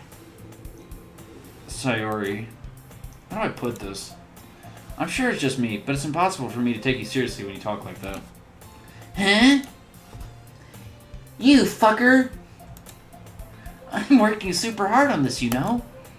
I know, Sayori. I know. I'm just getting tired of voicing you. You hurt my throat. I just mean that it's a pretty unordinary contrast to your cute self. Don't say that. It's embarrassing. But I guess that means I'm doing a good job. Teehee? Yeah, I guess so. I'm so excited. The festival is going to be so much fun. Sayori spins herself around in the hallway again. No, if they would have made the PNG spin, I would have lost it. Hey, Gibby, this classroom over here is empty. Let's begin the mission. A mission, huh? It's been a long time since I spent time with Sayori like this. But in the end, she hasn't changed one bit. She's nothing but a ball of sunshine, drawing happy vibes from the world around her. Yeah, she seems like it. She seems like Akita, but, like, not as smart. I think that's the red-haired girl that plays guitar and sings in Bochi. It's a pretty nostalgic feeling for me. As the years went by, I began to hole myself up in my room more and more. So going at adventuring Sayori brings out a special sort of feeling I forgot I had in me. Aww. The two of us enter the classroom. Sayori heads straight to the closet, and I follow. Let's see what we have in here. Dude, everyone lied to me. This game has no scary shit at all. It is literally just girls going to school and me accompanying them. You fuckers. I was even told to, like, full screen this. I had to set up and do all this shit. Let's see what we have in here. Crowns! My favorite flavor. Sayori pulls a box full of crowns and starts eating the tips off of them. They're the best brand, too. They're kind of dirty, though. Sayori starts pulling various crowns out of the box, reading the color names. Alright, that's one down. Don't get distracted. We still need to find... Wait, I'm looking for my favorite color. Fine. Then at least move aside so I can look for the poster paper. I dropped one by accident. Smack. Kia! Sayori bends over and smacks her forehead right into the shelf. Oh, poor thing. She falls to the floor and crowns spill all over her lap. Ow. Hey, you okay, girl? My forehead. Sayori clutches her forehead. Geez, Sayori. That's just like you, isn't it? Come on, let me see. Since Sayori is sitting on the floor, I grab her by the waist and pull her out of the closet. Wait. I'm trying to picture this. Boom. Boom. Grab her by the waist and pull her out of the closet. You have to move your hand, Sayori. But it hurts. Just do it for a second. Sayori slowly releases her hand from her forehead. I gently brush her bangs to the side. Ow! Sorry. There's a huge red mark on the center of her forehead. A bump is starting to form as well. Man, that's gonna swell. I should find you some ice. Gibby. Where would I even find ice around this time? I guess a cold drink would do. You don't have to. I'm fine with looking like a unicorn. Even wincing from the pain, Sayori makes a silly joke. What are you saying? I'll be right back, okay? Okay. I pass Sayori on the shoulder and run out into the hallway. Oh, I thought you said put her on the shoulder, like just fucking barbarian that girl. I locate the nearest vending machine. What should I get? Doesn't really matter since it will be used as an ice pack rather than to drink. But I know Sayori likes apple juice, so I purchased that one. Just a moment, I'm already returning to the classroom where I left Sayori. She has one palm on her forehead and is using the other hand to clumsily scoop crowns back into the box. At least they were already in the wrong spots before I spilled them. Here you go, Sayori. I hand Sayori the bottle of apple juice. It's nice and cold. Sayori opens the cap and starts drinking from... Bitch, put it on your head. Sorry, what are you doing? It's for your forehead, idiot. Ah. Sorry, I forgot. How hard did you hit your head? Sayori placed the bottle against a bump on her head. It stings. Just bear with it. It'll feel better soon. Looks like you cleaned up most of the crowns, so that's good. Hey, Gibby. This kind of reminds you of growing up, doesn't it? What do you mean, like hitting your fucking head on shit? You know how we used to play outside all the times? Or I hit my head on the monkey bars, and then went down the slide, and I hit my head on the slide, and then we did the seesaw, and I hit my head on the seesaw? I would always try to keep up with you. You were kind of oblivious in some ways. Like I usually fell behind or had trouble climbing on the things you did. But sometimes when I tried to do things I couldn't, I would get myself hurt. I'd fall and scrape myself or get a bump. And I'd start crying really hard. And you would rush over as quick as you could. You would try really hard to get me to stop crying. It was almost like you blamed yourself and were getting ahead. Wait, were her titties always this big? Huh. I don't remember them being this big. They extra juiced her up here. Sorry, what was I reading? It was almost like you blamed yourself and were afraid of getting in trouble if someone found out. Even though it really wasn't your fault at all, you know? I'm just missing everything. I'm just reading. And she just grew to like a fucking D to like a bazillion cup. Did I really do that? Yeah, you don't remember? Come to think of it, maybe I do remember a bit. I guess I was always so focused on my games that I didn't pay enough attention to you. So in a way, it was my fault. Kind of like this time too. If I wasn't rushing you out of the closet, you probably wouldn't have hit your head. Gibby, I don't think you realize it, but you're always thinking about other people. Even after all these years, you're rushing to help me even though I'm just being clumsy. You're really a sweetheart. Don't call me that. You're gonna make me cry. Shout out to whoever watched chat. Oh, someone else just joined chat. Someone just left chat and someone joined chat, but shout out. And I don't really do this kind of thing all the time. I guess when it comes to you, it just feels natural. Before I even know it, I'm treating you like that. I guess that's what happens when you've been friends for so long. Really? Maybe you're right. Gibby, I'm so glad that nothing's changed between us. Do you think it'll be like this forever? Forever? If I'm honest with myself, there's no telling where we'll each end up for college after that. So it wouldn't be fair for me to make any promises. But, well, I hope so. It's been this long already, right? I can't imagine... Oh, can I smell your panties, baby? No. What the fuck? Shout out Snow Mexican. I'm not wearing any, but I'll keep doing this voice. I can't imagine you ever changing, so my hopes are up. I'm so happy. Sayori has a whimsical expression in her eyes. We remain silent for a moment. She's so silly and clumsy on the outside. When I see her deep in thought like this, it makes me not want to disturb her. I guess we should go back. I don't want to worry Monica, you know. Good luck with that. She's gonna see your forehead either way. Not if I hide it under my bangs, teehee. Sayori hops to her feet. Ah! She clutches her forehead again. Don't stand up so fast after hurting yourself. Yeah, seriously. Well, I guess it's too late now. Anyway, let's go. I follow Sayori out of the classroom. Sayori plays with her bangs to try and hide the bump, but without much success. In a moment, we make it back to the club room. Ah, you're back! Good timing. I was just about ready to start with sharing our poems. Sayori, your forehead. She's fine, don't worry about. I was playing with the crowns and smacked my forehead into the shelf.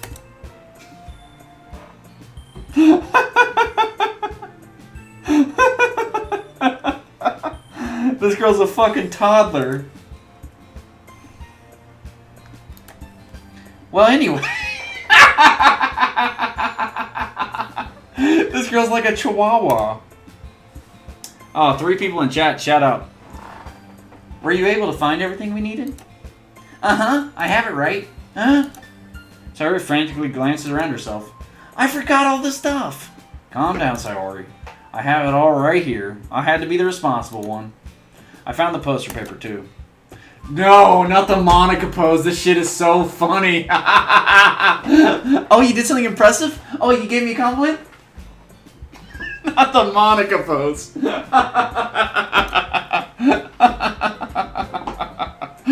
Sounds like you ended up doing all the work, Gibby.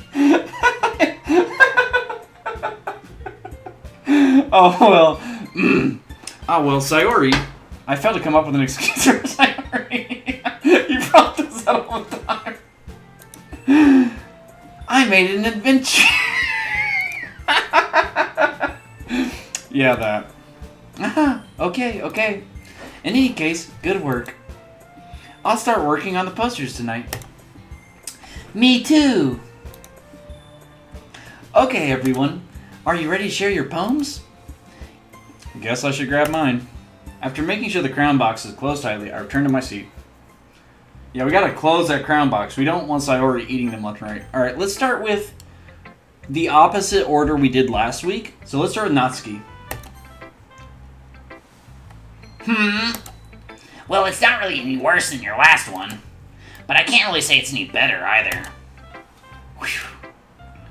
Huh? Phew. What? Oh, well, anything that isn't a train wreck, I'll take as a win. I get the feeling you're probably the most critical. Hey, what makes you... Wait, maybe that was a compliment. Glad to see someone recognizes my experience. Well, then keep practicing, and maybe you'll be as good as me someday. That's, something tells me not to compare him as a point. Come to think of it, that kind of reminds me of Sayori's poem from yesterday. Huh? You think so? Yeah, well, I guess you've been friends with her for so long, you might be on the same wavelength.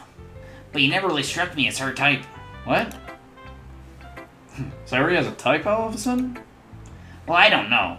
But honestly, how can someone so, fluffy spend so much time with someone like you? It's like she's dragging around a dead weight. Hey, bitch, you wanna fucking throw? You wanna fucking throw down? I'll fuck you up.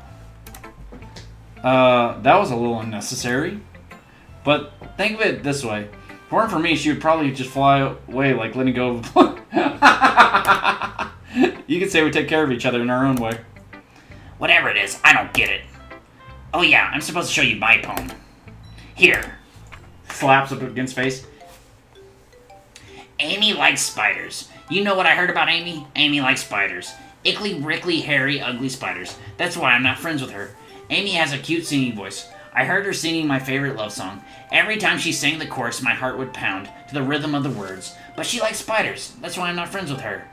One time I hurt my leg really bad. Amy helped me up and took me to the nurse. I tried not to let her touch me. She likes spiders, so her hands are probably gross. That's why I'm not friends with her. Amy has a lot of friends. I always see her talking to people. She probably talks about spiders. What if her friends start to like spiders too? That's why I'm not friends with her. It doesn't matter if she has other hobbies. It doesn't matter if she keeps it private. It doesn't matter if it doesn't hurt anyone. It's gross. She's gross. The world is better without spider lovers. And I'm gonna tell everyone. Who the fuck is Amy? Everyone who joined left chat already, but thank you for joining anyway. I greatly appreciate that. Not bad, right? I hope they left when I did the Natsuki voice. It's quite a bit longer than yesterday's. Yesterday's was way too short. I was just warming up. I hope you didn't think that was the best I could do. No, of course not. Anyway, the message is pretty straightforward in this poem. I doubt I have to explain it. Sometimes you can explain complicated issues with much simpler analogies. And it helps people realize how stupid they're being. Like anyone would agree that the subject of this poem is an ignorant jerk. Do you know people like that? Of course, it's about how everyone thinks mine. That doesn't matter. It can be about anything. I wrote it to be easy to relate to. Everyone has some kind of weird hobby or guilty pleasure. Something that you're afraid of if people find out. They make fun of you or think less of you. But that just makes people stupid. Who cares about what someone's like, as long as they're not hurting anyone and it makes them happy? I think people really need to learn to respect others for liking weird things. Well, you're definitely right. At least I can relate to that. I'm weird as fuck. And I'm sure a lot of other people can too.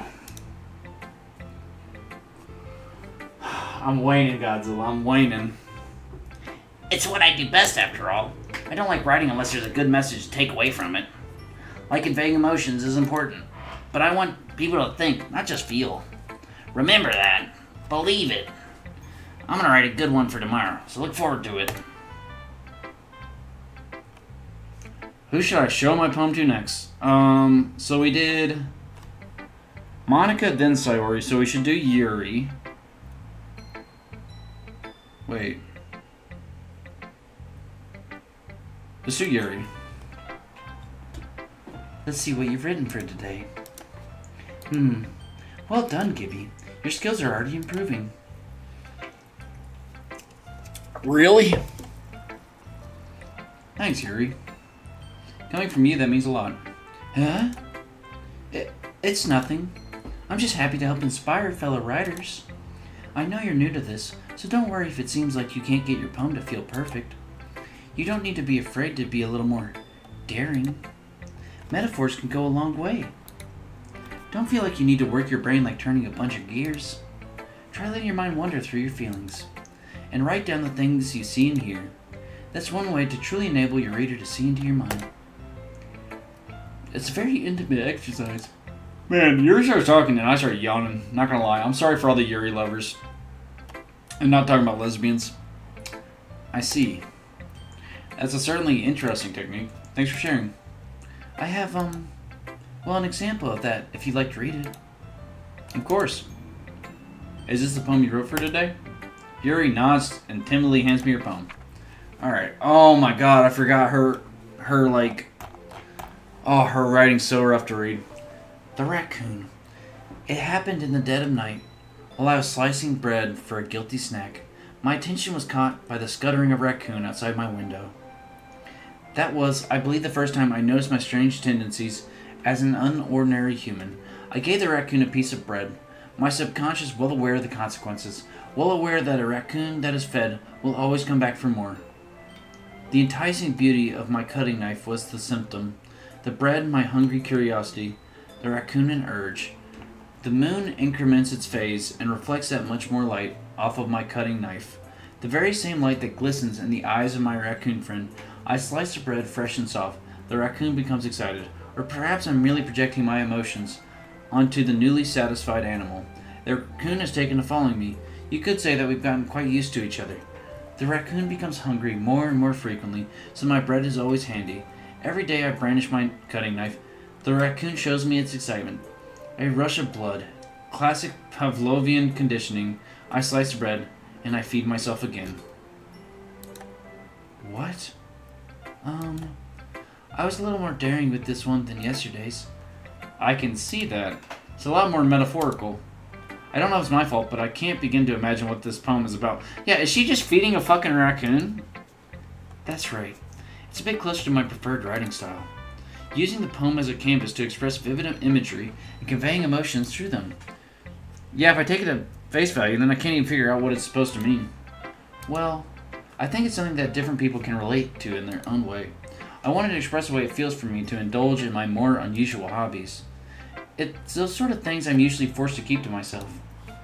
So I sometimes enjoy writing about them. Huh, that's funny. Didn't Natsuki also write something about that? About someone being ridiculed for a strange interest? Yeah? She did? Yeah. She's talking about how it doesn't matter what you're into, as long as you're not hurting anybody. She's right. I mean, does she really feel that way? Yeah. Sounds like you two have that in common. That's interesting. To me, she seemed like the kind of person who would make fun of my hobbies. But I suppose it's my fault for judging, isn't it? Please don't tell her I said that. Why? That's beautiful. Don't worry, don't worry, I have no reason to. Okay. Well, thank you for sharing it with me. After all, if I had learned to embrace my own weirdness, I would probably hate myself. If I hadn't learned. Yeah. I might be ranting a little bit now, but I'm glad that you're a good listener. Alright. We'll go with Monica. Hi again, Gibby. How's the writing going? Alright, I guess. Shout out to whoever just joined chat. I'll take that. As long as it's not going bad. I'm happy that you're applying yourself. Maybe soon you'll come up with a masterpiece. Haha, I wouldn't count on that. You never know. Want to share what you wrote for today? Sure. Here you go. I give my poem to Monica. Alright. It's pretty good. It makes me think of Sayori. Like the other one that you wrote. You two are like the dynamic duo. Haha, that's kind of exaggerating it. Yeah, probably. But you do spend a lot of time with her, even in this club, don't you? Then again, I don't blame you for being a little shy. I'm not shy, it's just... This fucking pose! Stop posing! It's so funny! I'm just teasing. I know it takes a bit of time to make friends with everyone. But Yuri and Natsuki are super interesting people, so don't be afraid to give them their share of time. And you can talk to me every now and then, too. I'm not, like, unapproachable or anything, am I? Oh, no, it's nothing like that. I'm just still getting used to being here, that's all. Yeah. I'm sorry if I was putting pressure on you or something. I really didn't mean it like that. No, don't worry. I get what you're saying. Well, alright. But anyway, you want to read my poem now? I like the way this one turned out, so I hope you do too. Alright, let's take a look. Save me. The colors, they won't stop. Bright, beautiful colors. Flashing, expanding, piercing. Red, green, blue. An endless cacophony of meaningless noise. The noise, it won't stop. Violent, grating waveforms.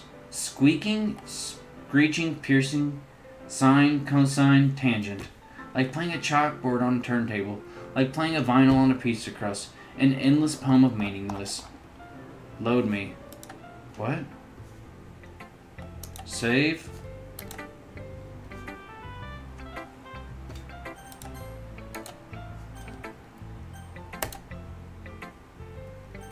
Okay.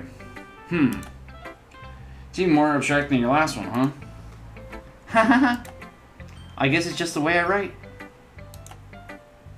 I'm sorry if you don't like it. No, I never said that. Just the kind of thing I've never really seen before, I guess. I kind of like playing with my space on the paper. Choosing where and how to space your words can totally change the mood of the poem. It's almost like magic. So, save me, load me, but it didn't do anything. The way I wrote the lines really short makes it feel like they're trying to speak over the noise. I see. It's so hard for me to tell what it's about, though. Sometimes asking what a poem about isn't the right question. A poem can be as abstract as a physical expression of a feeling, or a conversation with the reader. So putting it that way, not every poem is about something. Anyway, here's Monica's writing tip of the day. Sometimes you'll find yourself facing a difficult decision. When that happens, don't forget to save your game.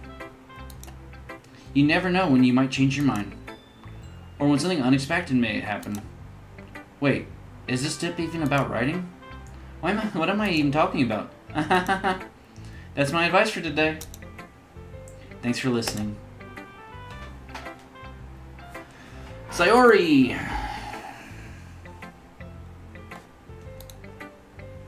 Gibby, I really love your poems. I can't believe you've been hiding these from me. Huh? I'm not hiding anything. But your poems are so good. Yesterday and this one's too. You can't tell me you haven't done this before. I mean, you're really the only one who feels that way, so... Huh? No way! Not even Natsuki? Well, I guess Natsuki is least likely to admit how much he likes something. But I don't think it's that. What do you mean? Well, I guess I'll be honest about it. It's a lot easier to write poems when I'm thinking about you. Huh? Whoa. Stop thinking weird things, idiot. I just mean that you're a really expressive person, I guess. How am I supposed to write poems about my own stupid life? But you somehow make everything in your life an adventure. Even the little things. Like cooking. Let's not talk about that. So yeah. I guess what I'm saying is that I can feel more feelings through you than I can through myself. We have that kind of weird connection. It's your fault for getting in my business all the time.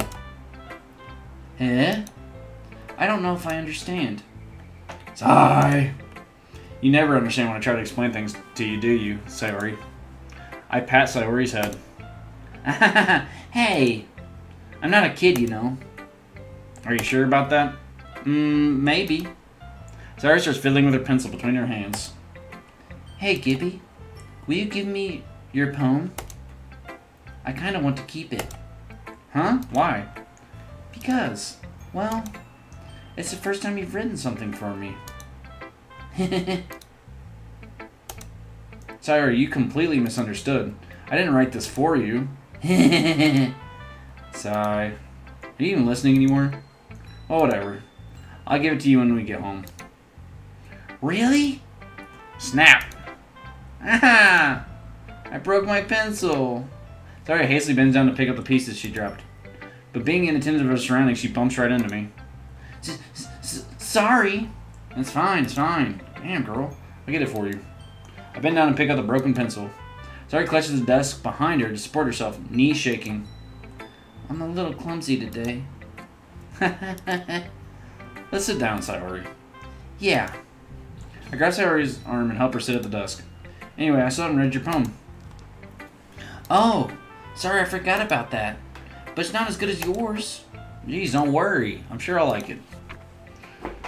Bottles. I pop off my scalp like the lid of a cookie jar. It's a secret place where I keep all my dreams. Little balls of sunshine all rubbing together like a bundle of kittens. I reach inside with my thumb and forefinger and pluck one out. It's warm and tingly, but there's no time to waste. I put it in a bottle to keep it safe, and I put the bottle on the shelf with all the other bottles. Happy thoughts, happy thoughts, happy thoughts and bottles all in a row. My collection makes me lots of friends. Each bottle I starlight to make amends. Sometimes my friends feel a certain way. Down comes a bottle to save the day. Night after night, more dreams. Friend after friend, more bottles. Deeper and deeper my fingers go. Like exploring a dark cave, discovering the secret hidings in the nooks and crannies. Digging and digging, scraping and scraping. I blow dust off my bottle caps. It doesn't feel like time elapsed. My empty shelf could use some more. My friends look through my locked front door. Finally all done, I open up and in come my friends. And they come in such a hurry. Do they want my bottles that much? I frantically pull them from the shelf, one after the other, holding them out to each and every friend, each and every bottle. But every time I let one go, it shatters against the tile between my feet. Happy thoughts, and shards all over the floor. They are supposed to be for my friends who aren't smiling. They're all shouting, pleading something. but all I hear is echo, echo, echo, echo inside my head. What? Holy crap. Sayori, did you really write this? Of course I did. Didn't I tell you yesterday I was going to write the best poem ever? Yeah, but I didn't expect something like this coming from you. Monica taught me a whole lot, and I've been really in touch with my feelings recently.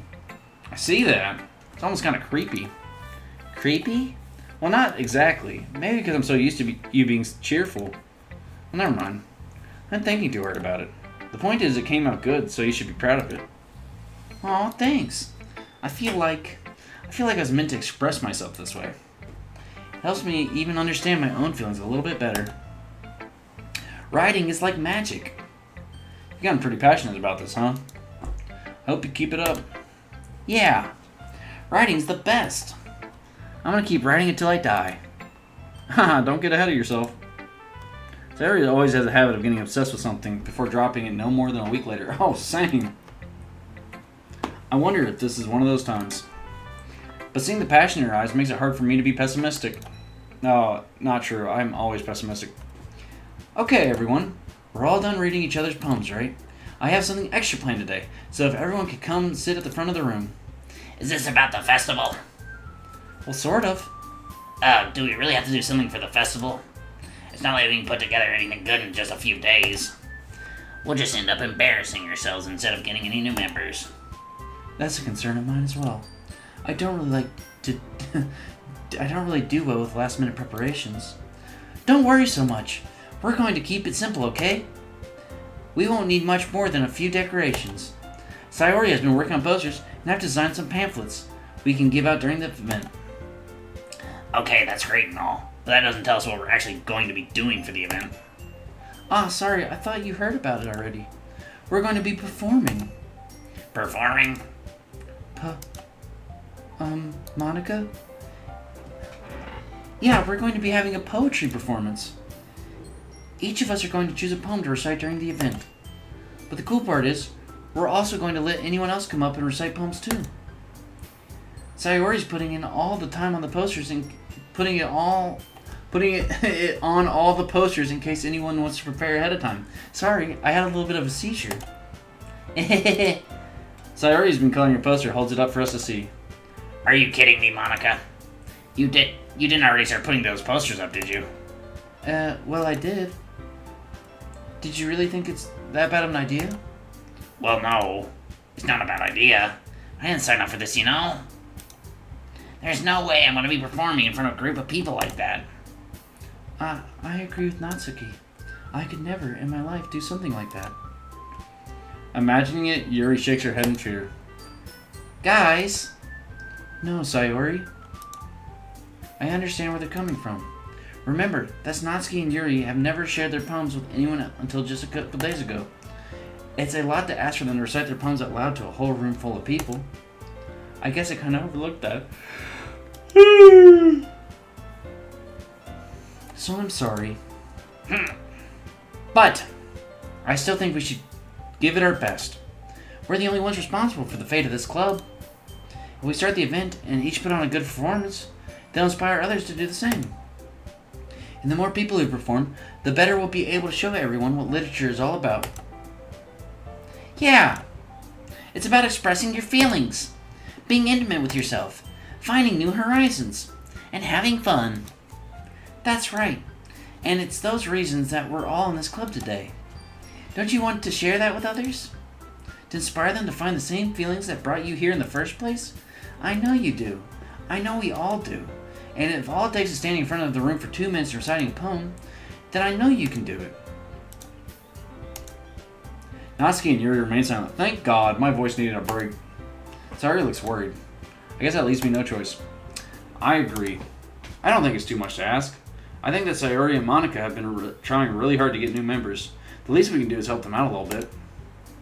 Well, maybe, but... Looks like Natsuki doesn't have any arguments left. Okay, fine. I guess I'll just have to get it over with. Alright. Phew. Thanks, Natsuki. What about you, Yuri? Yuri dejectedly glances around at everyone else's expectant faces. Sigh. I guess I don't really have a choice. Aha, that's everyone. You're the best, Yuri. This club is seriously going to be the death of me. Oh gosh. You'll be fine, Yuri. But anyway, let's move on to the main event. I want each of you to choose a poem of yours. We're going to practice reciting them in front of each other. No way. Monica, this is too sudden. Well, if you can't recite your poems in front of the club, how do you expect to do it in front of strangers? Oh no. Don't worry. I'll start off to help everyone feel a little more comfortable. Can I go next? Of course. Now let's see. Monica flips through her notebook to the specific poem she has in mind for herself. She then stands behind the podium. The title of this poem is The Way They Fly. Ahem. Monica begins reciting her poem. Oh, thank God. Do I get a break? Her clear, confident voice fills the room. More than that, her inflection is pristine. She knows exactly how to apply emotion behind each line. She recites, bringing the words to life. Not fucking me, dog. Is this something she's done before, or is she simply a natural? I glance around me. Everyone has their eyes on Monica. Sayori looks amazed. Ouch. Yuri has an intense expression on her face that I don't understand.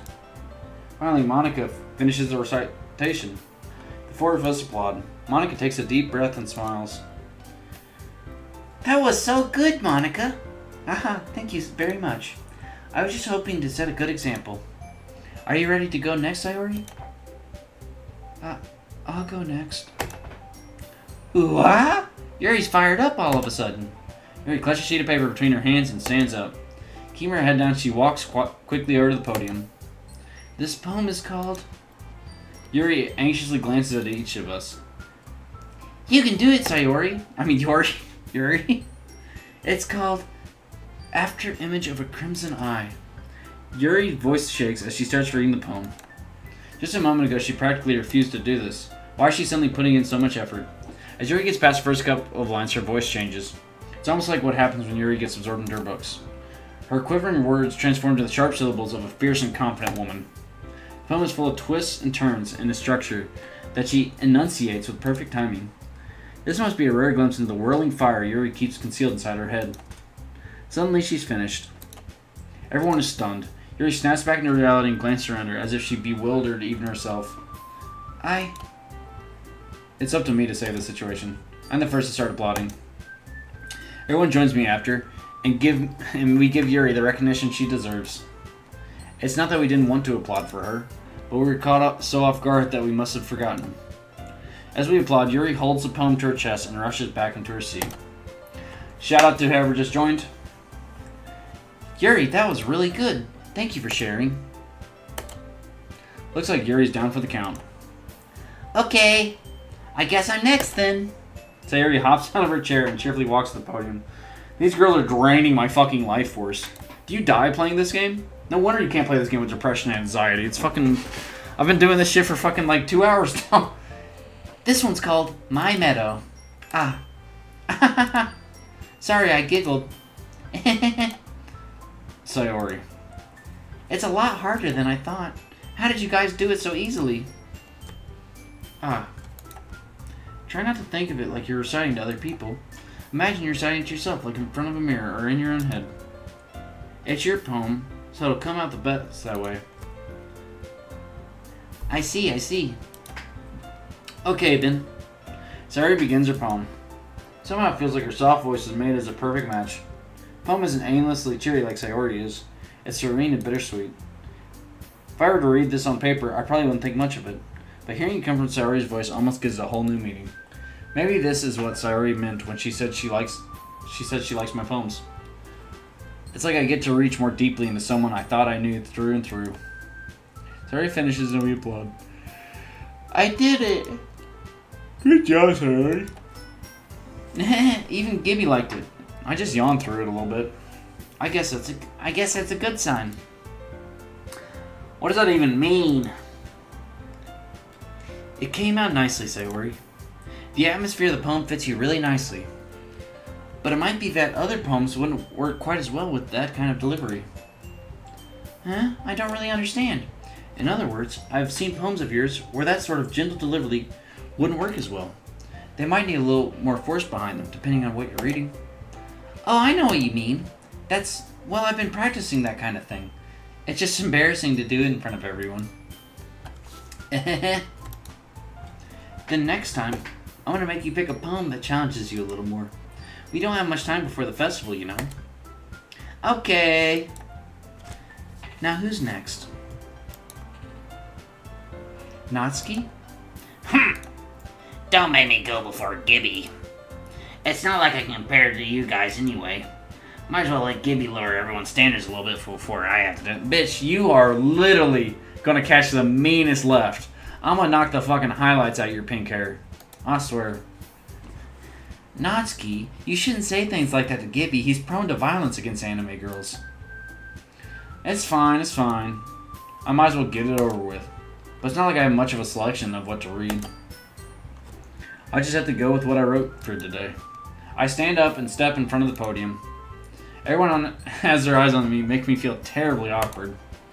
I recite my poem. Since I'm not exactly confident in my own writing, it's hard to put energy into it. Despite that, once I finish, I receive applause anyway. Sorry I'm not really as good as everyone else. Don't worry about it so much. I think it's less about your abilities and more about your lack of confidence in your writing. That's something that'll improve over time, though. Yeah, maybe. Alrighty then. That just leaves you, Natsuki.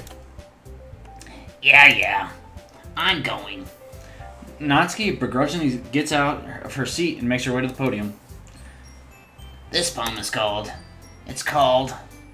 Why are you all looking at me? Because you're presenting. Anyway, this poem is called Jump. Natsuki takes a breath. Once she starts reciting the poem, her sour attitude disappears a little. While she's still a little unenthused, her poem has a rhythm and rhyme to it. It's Natsuki's trademark style, and it works surprisingly well when spoken aloud.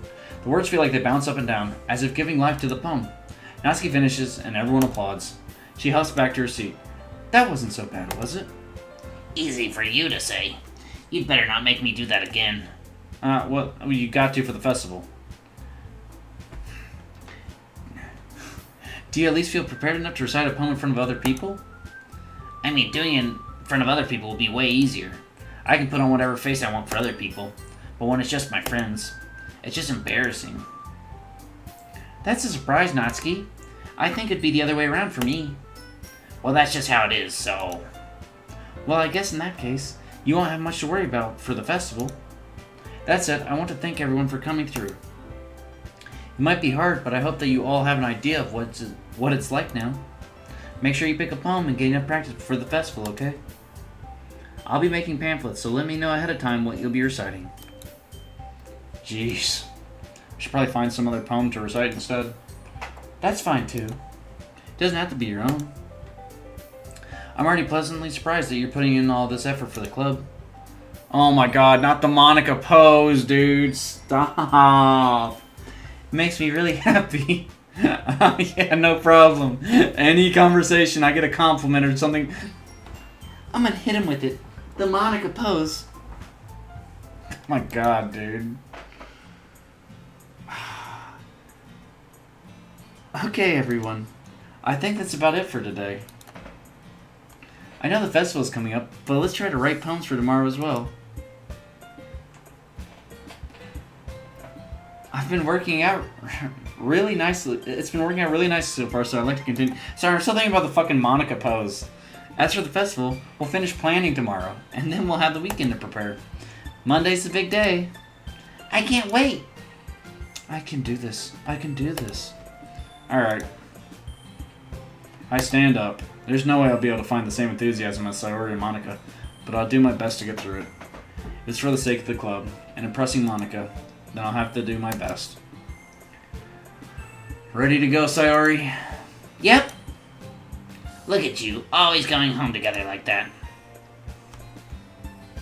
She jumped into the fucking Monica pose. Stop it, it's so funny. Oh my god. It's kind of adorable, isn't it? Jeez, guys. Don't make such a big deal out of it. It must be a little nice, though. Well, how am I supposed to respond to that? It's okay, Gibby. You don't have to say it. Whatever, let's go already. I walk home with Sayori once more. Even though it's only been a few days, a lot of things have already changed. But today, Sayori is being a little quieter than usual on the way home. Hey, Sayori. Sorry, I was spacing out. Oh, no wonder. I was thinking about something from earlier.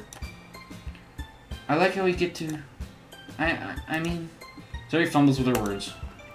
So let's just say that one day, Yuri asked to walk home with you. Huh? What would you do? What kind of question is that? You kind of put me on the spot here. Oh. So, let me go ahead and... Right here, we'll save this. And slot 4.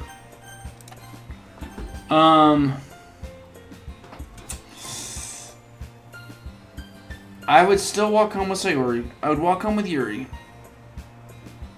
Let's go for Sayori. I would still walk home with Sayori. Sayori. You really think I would ditch you for Yuri? Eh?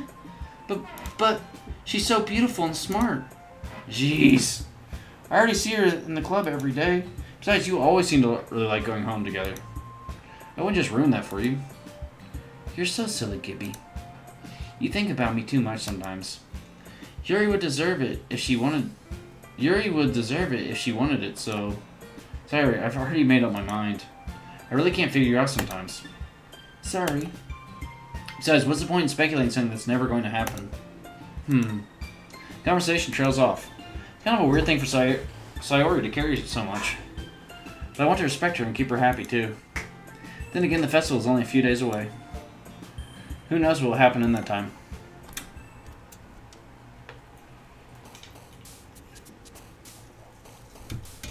Alright. Since we made that plan to talk about Sayori, for Sayori, this poem is for Sayori. It's going to be the Sayori poem. Jump. Oh shit, she's jump. Spinning. Oh, she's spinning. Skirt. Fuck. Giggle. Fuck. Laugh. Okay. Laugh. Melody. Oh, fuck, dude. This is gonna be the fucking Pink Girl poem. Shit. Kawaii. Fuck. Imagination. Fuck. Nature.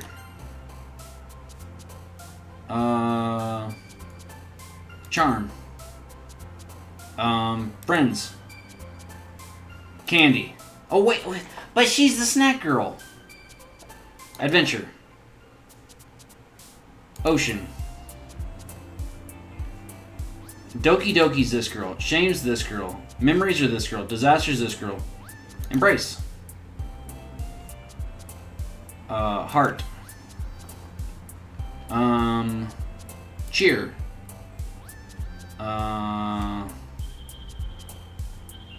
Vacation. Rainbow.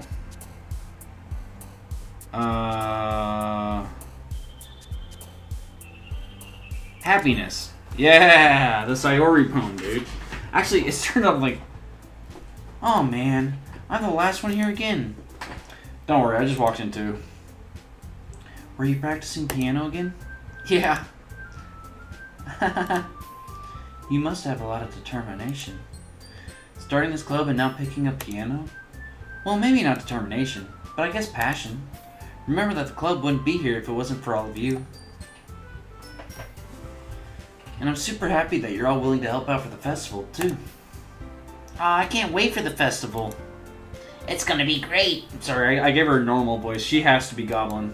It just hurts. Huh? Weren't you complaining about it just yesterday, Natsuki? Well, yeah. I'm not talking about our part of the festival, but it's a whole day of school where we get to play and eat all kinds of delicious food. You sound a bit like Sayori all of a sudden. Monica, do they usually have fried squid? Squid? That's a pretty specific thing to look forward to. Oh, come on. Are you saying you don't like squid? You of all people? Huh? I didn't say I don't like it. Besides, what do you mean by you of all people? Because it's right in your name. Mon-ika.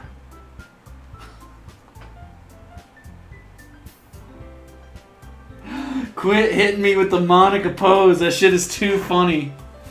That's not how you say my name at all. Also, that joke makes no sense in translation. Never mind. Oh, she's talking about in English. Dude, Monica's in the fourth wall secretly. Okay. Alright, I had my doubts about her, because I see her picture a lot looking scary. So she's probably like knows it's a game. Never mind. Let's just focus on our own event for now, okay? Fine. Your reactions aren't as fun as Yuri's or Sayori's anyway. Excuse me? Where is Sayori anyway? Oh, there you are. Sayori is sitting at a desk in the corner room looking down at nothing. I walk over to her. Hey, Sayori. I wave my hand in front of her face. Huh? You're spacing out again. Sorry. Don't mind me. You can go talk to everyone else. Huh? Is everything alright? Of course. Why wouldn't it be? Just feels like you're a little bit off. Sorry for assuming things. Geez, you worry too much about me. I'm fine, see? Sayori shows me a big smile. Don't let me distract you from having fun with everyone else. Alright, if you say so. I worriedly glance at Sayori before turning back toward everyone else. The conversation has already dispersed, with everyone back at their usual activities. Maybe I should ask Monica if she's noticed anything about Sayori recently. If they've been preparing for the festival, they must be spending a lot of time together. I gently approach Monica, who is shuffling through some papers at her desk. Gibby, what's up? Hey, this might sound a little strange, but have you noticed anything up with Sayori recently? Anything up with her? In what way do you mean? Maybe I'm reading into it a little bit too much, but she seems a bit downcast today. Oh, you think so? I can't say I've noticed anything about her. Monica peers across the room at Sayori, who is idly dragging a rubber eraser up and down her desk. Maybe there's something on her mind, but I'm surprised I'm not the one asking. You, Gibby. You certainly know her a lot better than I do. Yeah, but she's never really like this. She always talked to me about things that bothered her. But this time when I asked her, she was really dismissive. Sorry, I know it's not your problem. I just wanted to ask if you knew anything, so I'll drop it now. No. It's important to me too. I mean, I'm also friends with her. And I also care about the well-being of my club members, you know? Maybe I'll try talking to her myself. Are you sure about that? She seemed like she wanted to be left alone. Are you sure? Maybe she just has a hard time bringing it up with a person of interest. Person of interest? What do you mean by that? I'm saying that maybe the thing on her mind is you, Gibby. Me? How on earth would you come to that conclusion? Well, I probably shouldn't say too much, but Sayori talks about you more than anything else, you know. Huh? She's been so much happier ever since you joined the club. It's like an extra light was turned on inside of her. What? No way. Sayori's always like that. She's always been full of sunshine. It's not any different now that God damn. She's always full of sunshine. It's not any different now that it has oh my god, dude. I'm already struggling to read this shit, and you hit me with the blindside pose. Alright, somebody needs to glue this girl standing up straight. I'm done with her, dude. I swear. You're so funny, Gibby. Have you thought that maybe that you've always seen her as so cheerful? Because that's just how she is when she's around you? That's interesting. I said too much. I'm sorry. What do I know anyway? I didn't mean to jump to conclusions. So you should just forget about what I said. I'll try to talk to her. So try not to think about it for now. Alright. Monica smiles meaningfully. I know she said to forget about it, but I already know that I won't be able to get her words out of my head. Monica stands up from her desk and walks across the room where Sayori is sitting. I watch her kneel down next to Sayori, and gently talk to her, but she's keeping her voice so quiet that I can't hear her from here. I sigh and sit myself down. I know Sayori told me not to worry about her, and to have fun with everyone else, but that's impossible to do when she's behaving like this. Exactly how much do I care about her that I'm letting this weigh me down so much? Now it feels like I'm the one behaving out of the ordinary. Well, there's nothing I can do besides wait for Monica. Okay, everyone. After some time passes, Monica calls out to the club room. Why don't we share our poems now? Before I know it, everything is back to normal. Everyone goes to retrieve their poems, and I do the same. I make eye contact with Monica, and she smiles at me. I wonder what she was talking about with Sayori. Okay, let's go with... Sayori seems down, so we'll go with her last. So let's go with Monica. Hi, Gibby. Have you thought about what you want to submit to perform at the festival? Well, being in this club is one thing, but performing in front of a bunch of people, I have to give it some more thought. Okay, no pressure. But whatever you do, I'm sure it'll turn out great. It would also make me happy to see. Anyway, let's take a look at today's poem. Sure. I'll let Monica take the poem I'm holding in my hands. It's kind of funny. How so? No, not the poem. I mean, it's funny how your poem and Sayori's poems have been getting more and more similar to each other every day. I'm surprised you're so in sync with her. Then again, you've been spending a lot of time together lately, haven't you? I guess you could say that. Although we kind of grew up as best friends, I haven't been seeing as much of her this past year. But since I joined this club, we've been spending a lot of time together again. I see. That reminds me about how Sayori's been a little off today. Yeah? Did she tell you something? Well, Gibby, you haven't been flirting with her, have you? No. Of course not. I'm treating her like I always do. Alright. Just making sure.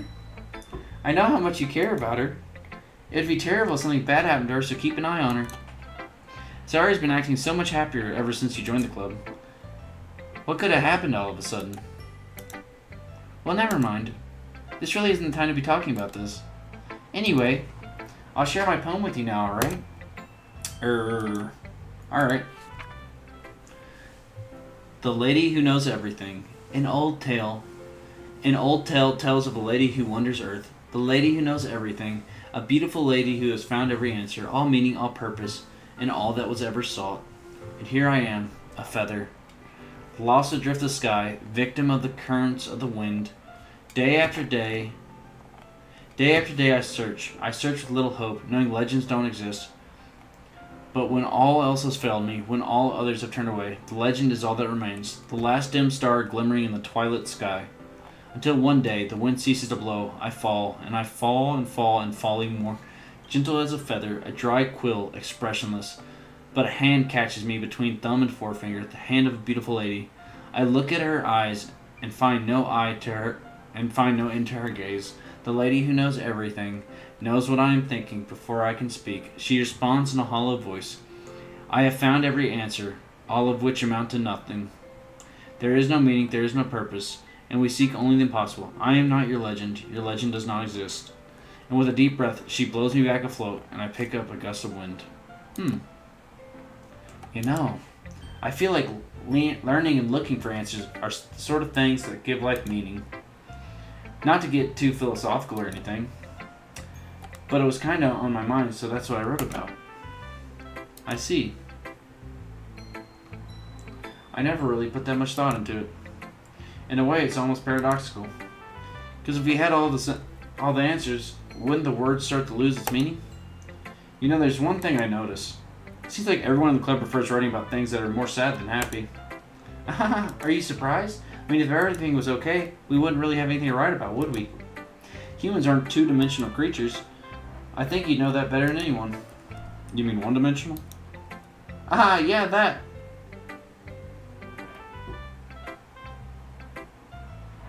Monica, you're like giving me like red flags subtly. Anyway, here's Monica's writing tip of the day. Are you ever too shy to share your writing because you're afraid it's not that good? It can be really disheartening to get a lukewarm response to something you put so much into. But if you find other people who enjoy writing, then sharing becomes a lot easier. Because instead of just telling you that your writing is good or okay or bad, they'll want to focus more on everything that went into it and the things you can work on. It's much more encouraging that way, and it'll make you want to continue improving. It's almost like having your own little literature club, don't you think? That's my advice for today. Thanks for listening. Whew, okay. How long? 2 hours and 30 minutes. Okay. We're just going to keep going. This is going to be our longest stream yet. We are going to grind. Let's go with Natsuki. I'll get this out of the way because my voice hurts. This one's alright. Alright? Well, yeah. About as good as yesterday's, anyway. I see what you're going for, but it's just not really my style. I mean, that's fine. I'm mostly just glad that you're trying a little bit. Well, of course I'm at least trying. Why are you so emotionally invested in my poems anyway? Isn't that more of a compliment to me? No, gross. It's not like I care. It's just that one of us in the club has to make sure you're not slacking off. Really? Well, what if you ended up just scaring me away? That's, it's not like you would actually do that. Yeah, you're right. It's kind of fun to hang out here, even if I have to put up with you. Gah! Natsuki elbow connects with my stomach. Yeah! Oh, maybe I won't mind scaring you away after all. I was just joking. Oh, I know. Don't worry, I was too. You elbowed me in the fucking gut, bro. How the hell do you call that a joke? You elbowed me in the fucking gut. It seriously hurt. Well, maybe it was funny to her. I guess that's kind of the point. I should really just wash my mouth around Natsuki. Anyway. Natsuki holds her poem out to me like nothing even happened. I'll be your beach. Your mind is so full of troubles and fears that diminished your wonder over the years. But today I have a special place, a beach for us to go, a shore reaching beyond your sight, a sea that sparkles with brilliant light. The walls in your mind will melt away before the sunny glow. I'll be the beach that washes your worries away. I'll be the beach that you daydream about each day. I'll be the beach that makes your heart leap in a way you thought had left you long ago. Let's bury your heavy thoughts in a pile of sand. Bathe in sunbeams and hold my hand. Wash your insecurities in the salty sea and let me see you shine. Let's leave your memories in a footprint trail. Set you free in my windy sail. And remember the reasons you're wonderful when you press your lips to mine. I'll be the beach that washes your worries away. I'll be the beach that you daydream about each day. I'll be the beach that makes your heart leap in a way you thought had left you long ago. But if you let me by your side, your own beach, your own escape, you learn to love yourself again. Wow, this one was probably my favorite poem yet. This one was so good. Yeah, I felt like I kept writing about negative things, so I wanted to write something with a nice message for once. Besides, the beach is awesome. Kind of hard to write anything negative about the beach. So you decided to write about the beach first and then came up with a message later? Yeah, well, it's only because of what happened yesterday. I mean, after Yuri and I realized we kind of wrote about the same thing, she wanted to pick a topic and have us both write about it or whatever. Ugh, you can really see her doing that too. Making us write about a simple topic and then trying to impress me by coming up with something all fancy. Well, it's not like I care. I just did it anyway. I mean, I guess mine ended up being kind of a metaphorical too. But there's nothing wrong with doing that once in a while. At the very least, it was good practice. Okay. We'll go first Yuri next.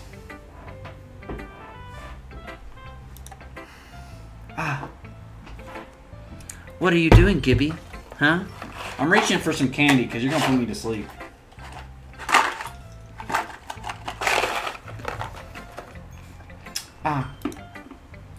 Decided to try something different today? I guess so.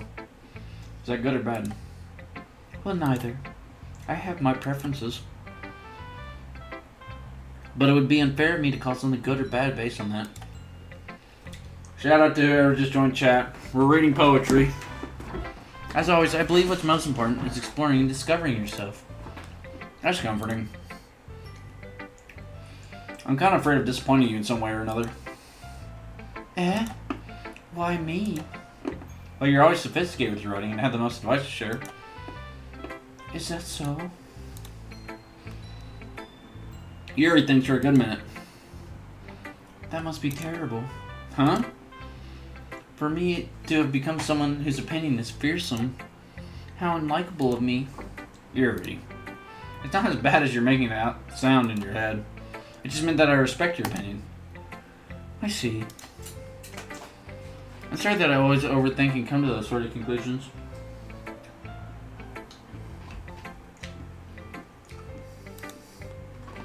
I'm just a little too used to it. Overthinking? Being disliked. Yuri. What am I saying? I'm sorry I didn't mean to bring that up. Let's move on. Alright. Do you want to share your poem now? Risa. Okay. Here. Oh, they both wrote about the beach. Oh, maybe. Beach. A marvel millions of years in the making, where the womb of Earth chaotically meets the surface, under a clear blue sky and expansive bliss, but beneath gray rolling clouds and endless enigma, the easiest world to get lost in is one where everything can be found. One can only build a sandcastle where the sand is wet, but where the sand is wet, the tide comes. Will it gently lick at your foundations until you give in, or will a sudden wave send you crashing down in the blink of an eye? Either way, the outcome is the same, yet we still build sandcastles. I stand where the foam wraps around my ankles, where my toes squish into the sand. The salty air is therapeutic. The kitten wants down. The breeze is gentle yet powerful. I sink my toes into the ultimate boundary line, tempted by the foamy tendrils turned back, and I abandon my piece turn back and I abandon my piece to erode at the shore, drift forward, and I return to the earth forevermore. I like this one too, but it didn't really stick with me like Natsuki's. I'm aware that the beach is kind of an inane thing to write about, but I did my best to take a metaphorical approach to it. Yeah, Natsuki already told me about it. She did? She didn't say anything weird, did she? She just wanted us to write about the same topic once. I suppose to better compare the differences in our writing styles or thought processes. Anyway, it was her idea. Knowing her, it's no surprise that she'd want to do something like that. She probably just wants to show off. It's not like I have a particular interest in her writing style. I just went with her request. But, well, I suppose it's not bad to write about something simple on occasion. It can be refreshing, you know? It's good for me to calm my thoughts once in a while. Yeah, I think I agree. Thanks for sharing. Alright. This is your best one so far. It's really, really nice, Gibby. Thanks. Sorry, you've been a little quiet today. Is everything alright? Of course. Everything is fine. Maybe I'm just a little tired today. Do you want to nap or something? No, that's silly. Don't worry about me, okay? I only want to see smiles on your face. Well, alright. Hey, Gibby. I'm still a little surprised. I really thought that you'd try writing your poems like the way Yuri does. Or even Natsuki. But in the end, yeah. I guess you're the one who likes this one the most. Wait, the music stopped. Why? You don't want to get closer with everyone else? Oh, okay. I was scared. Wait. Of course I do. Doesn't mean I need to try so hard to impress them. I still understand you the most, Sayori. I know you have to sometimes put up with me. And I have to sometimes put up with you. But we have a wavelength or something. And this is how the poem came out. Sometimes it feels like you're the only exciting thing in my life. Sometimes it's just easier to write when thinking about you. Sayori? No. Gibby. I don't deserve this. You're too nice to me. Why are you doing this? Sayori has trouble keeping her voice steady all of a sudden. If you had fun with everyone else instead, this would be so much easier. Sayori! Glance around the room to make sure nobody's noticed this. Sayori. Probably never said this before, but I don't understand what you're feeling right now. Tell me what will cheer you up. Sayori shakes her head. She sniffles and keeps shaking her head. Finally, she gathers herself and puts on a smile. It's nothing, Gibby. It's just a little rain cloud. I'm sorry you had to see that. I promise it won't happen again. Just smiles from everyone, okay? That's all that matters. Go play with everyone else. I'm gonna go home a little bit early today. Sayori. Tell Monica I wasn't feeling well, okay? I'll see you tomorrow. Before I can say anything else, Sayori cheerfully walks out the classroom humming to herself. I didn't get to read her poem! Okay, you three. We're all done sharing poems, right? Why don't we start figuring out... Hold on a second. Is it just me or did you say something strange just now? Huh? Something did sound a bit unusual. That's right. You deviated from your usual catchphrase when addressing the club. Catchphrase? I don't have a catchphrase. Jeez. Why is the mood so weird today? Look, even Yuri isn't immune to it. Stagnating air is common foreshadowing that something terrible is about to happen. In your books, maybe. Look, the only thing different is that Sayori isn't here. It seems you're right. Sayori always helps lighten the mood a little bit, doesn't she? It's almost like everyone's balance is thrown off a little when she's not around. Where the heck did she run off to anyway? I thought she just went to pee. No, that's me. I'm about to pee myself. Natsuki, please show some decency. Oh, come on. She actually wasn't feeling too well and went home early. Is that so? I hope she's alright. Seriously? Of all the times to not go home with her, you picked the time she's not feeling well? So much for you two being all lovey-dovey. No. First of all, stop misunderstanding my friendship with Sayori.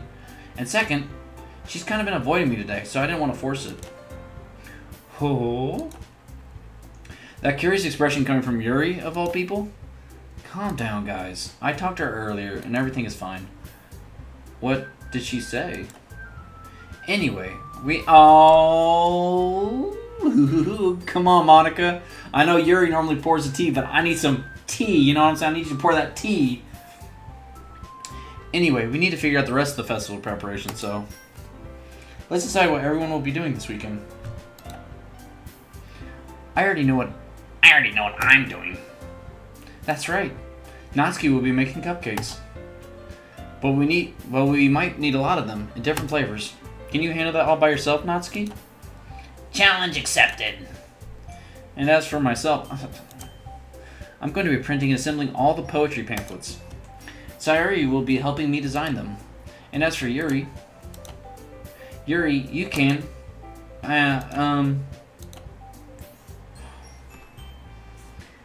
Guys, can you help me come up with something for Yuri?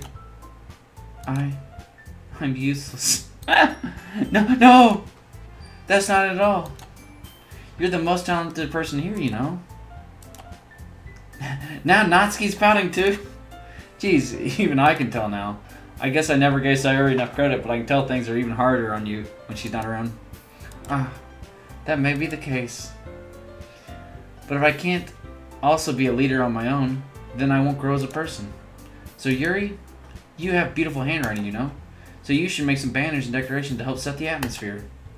Atmosphere? About that, I love atmosphere. You know, I do too. It lets me breathe, lets me keep going. Yuri's expression suddenly changes as she stares at her desk and focuses and starts nodding to herself. Your mind is already racing, I see. That's great! You'll be a wonderful help, Yuri. But anyway, that just leaves you, Gibby.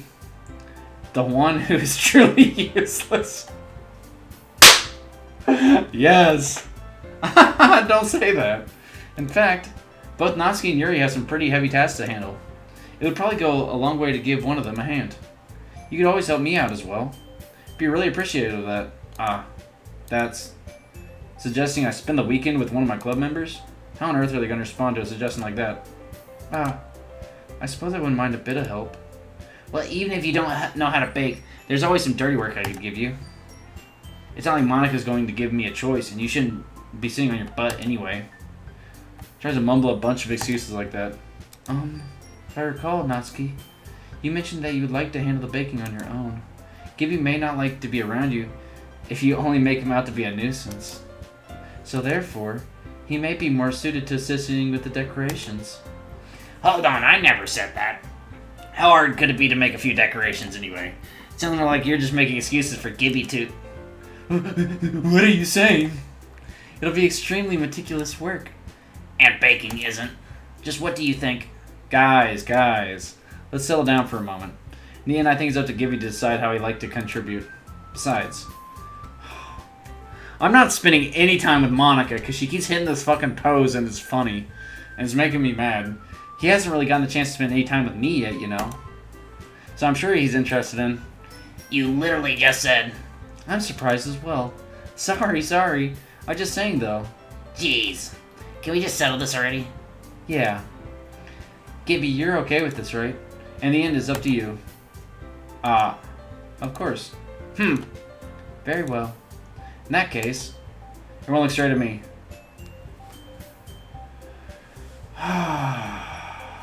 Let me save. On page 4. I'm gonna go check on Sayori. Of course I'm gonna go with Sayori. I mean, if it's going to be anyone, then I prefer helping Sayori. I mean, we're already neighbors and... But Monica said that Sayori was helping her. Jeez. Do you really hate us that much? No. Sorry, I didn't mean for this to be difficult. Okay. So, let's save again here. Save game. Alright. Okay. Monica. So Sayori's helping Monica. So it's really Natsuki or Yuri.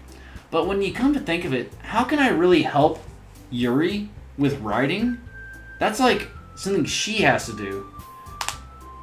And baking's more fun, so I'll probably go with Natsuki. Even though my throat and voice are going to hate me if I have to do an entire part just for Natsuki. Alright. Natsuki it is. Well, baking sounds like it could be fun. And you guys make it sound like a lot of work, so I could probably use 2 people. Don't worry. Baking is a ton of fun. You'll definitely agree. Eh? Just a minute ago you were saying that. That's because... Never mind, okay? Well, anyway, you'll be fine by yourself, right, Yuri? Of course. I'm used to it, after all. That's... good? No, Yuri's being melodramatic. It's a little hard not to feel bad. So that's everything, right? Anything else we need to talk about? No, I think that's it. Are you guys excited? Yes. Everything except the performance is going to be awesome. I don't think that really counts. What about you, Gibby? Me, I'm just along for the fucking ride, dude. I guess you could say I'm interested in see how it'll turn out. That's good enough for me. What about you, Yuri? Yuri? She's still sulking. Natsuki starts pounding too. It's not that big of a deal or anything. Well, it might not just be just that. I think Yuri might just be feeling a little underappreciated in general. Having to come up with something for her to do and then nobody offering to help. That doesn't mean... Natsuki glances back and forth between everyone with a worried expression. Look. Natsuki goes over and puts her hands down on Yuri's shoulders.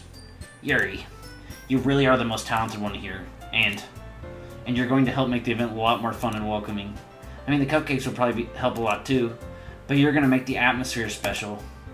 That'll be really important for the way that people feel during the performances. So, you need to stop being dumb and give yourself a little more credit. Natsuki releases her hand and turns around to face the other direction. You didn't really mean that, did you? Not really, but... Yuri isn't the only one surprised. Monica and I are all taken by Natsuki's words. Natsuki, of all people, to be saying such encouraging things. But I begin to understand. Natsuki was trying to sound like Sayori. Even if it didn't work perfectly, I can tell that she tried to say something Sayori would say at a time like this. Sayori always helps everyone smile and feel good about themselves. I'm sorry for being dumb. I'm going to do my best. And all of us are going to make it a really great event. And I'm going to bake cupcakes. That sounds so much fun, doesn't it, Grisa? Cupcakes? Yeah. Yeah. I hope to see everyone do their best. But with that, there's nothing more for today. So I guess it's time for us to head out. Okay, but I'm staying here a bit longer. I barely got to doing your reading today, so... Fair enough. There's nothing wrong with that. Everyone packs up their things. I try to follow Monica and Yuri out the door. They chat between each other. Where are you going? Huh? We still need to figure out our plans for this weekend. You literally would have gotten home and realized that you didn't even have a way to contact me. Oh, that's true. I have no idea how that slipped my mind. Geez, good thing I stopped you. I'm giving you my number, okay? Oh my god, dude. I just realized I'm gonna have to do this Natsuki voice for like... probably an hour straight. Oh. Okay. I'm strong. I'm gonna be strong. I'm a big, strong man. You better not make it weird or anything. Why would I do that? Natsuki gives me your number. Okay. I'm coming over on Sunday. I'll bring all the ingredients. Well, wait. You're coming to my house? Well, yeah. What's wrong with that? I mean, I just figured that since I'm the one helping, I'd be going to your house. Yeah, right. Like, I could have a guy over my house. My dad would kill me. Really? That's kind of strict if you ask me. Yeah, how do you think I feel? I can't do anything when my dad is home. Anyway, I just need to complain for a second. We have each other's numbers now. That's all I needed from you. I guess I'll text you when I'm coming over. Alright, fine by me. Yeah. I'm really gonna show you why I love baking so much. So you better look forward to it. Oh? Didn't you say you were just going to give me the dirty work? Well, I was just saying that. It's not like I could act like that in front of everyone. That I was looking forward to this. Wait, really? Well, kind of. Just because I never got to bake with someone else before. That's all it is, so... Alright, I get it. Sorry for overreacting. Anyway, I'll be heading out now. See you on Sunday. Ah. Never mind. I can't believe this. I somehow ended up picking the worst girl out of all 4 options. Natsuki's going to be coming to my house on Sunday? Even though I would have preferred to do this with Sayori. My anxiety still shoots through the roof. I guess I've gotten pretty used to handling her at this point. But who knows what might end up happening when we're outside of school. She even told me she's looking forward to it. I shake my head. Why do I feel nervous that Sayori finds out about this? It's not like we feel that way about each other. Besides, like Monica said, this is about the club. I have nothing to worry about. Just go with it, then I'll have a good time. It's already Sunday. Okay, everyone, I'm gonna go pee real quick and feed my cats. But I'm in it for the grind, dude. This is gonna be my longest stream yet. It's gonna get like 2 views. 2 views. People are gonna be intimidated just looking at it. But I'm doing it. I'm doing it. Come on, babies. Y'all hungry? Come on. Come on. You want dinner? Oh, there he is. My little dinner boy. Oh, oh, he loves dinner. Come on, Grease, so let's go get dinner.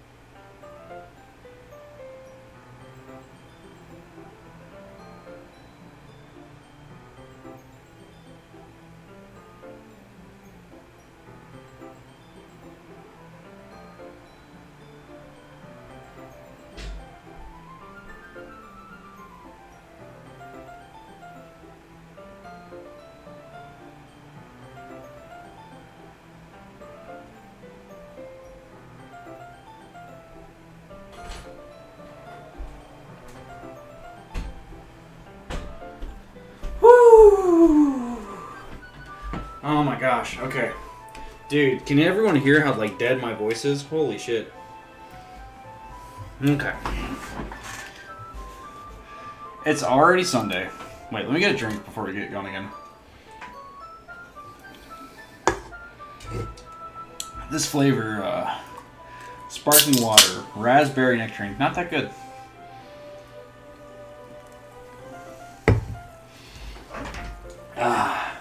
Okay. I've been getting increasingly anxious about Natsuki's upcoming visit. I keep telling myself there's no reason to be nervous, but it doesn't help much. I wonder if she'll act any different when it's just the two of us. Meanwhile, she's been texting me a lot. We sent to each other after exchanging numbers to double check, but it turned into conversation. She's almost an entirely different person on the phone, using tons of emoji and cute language.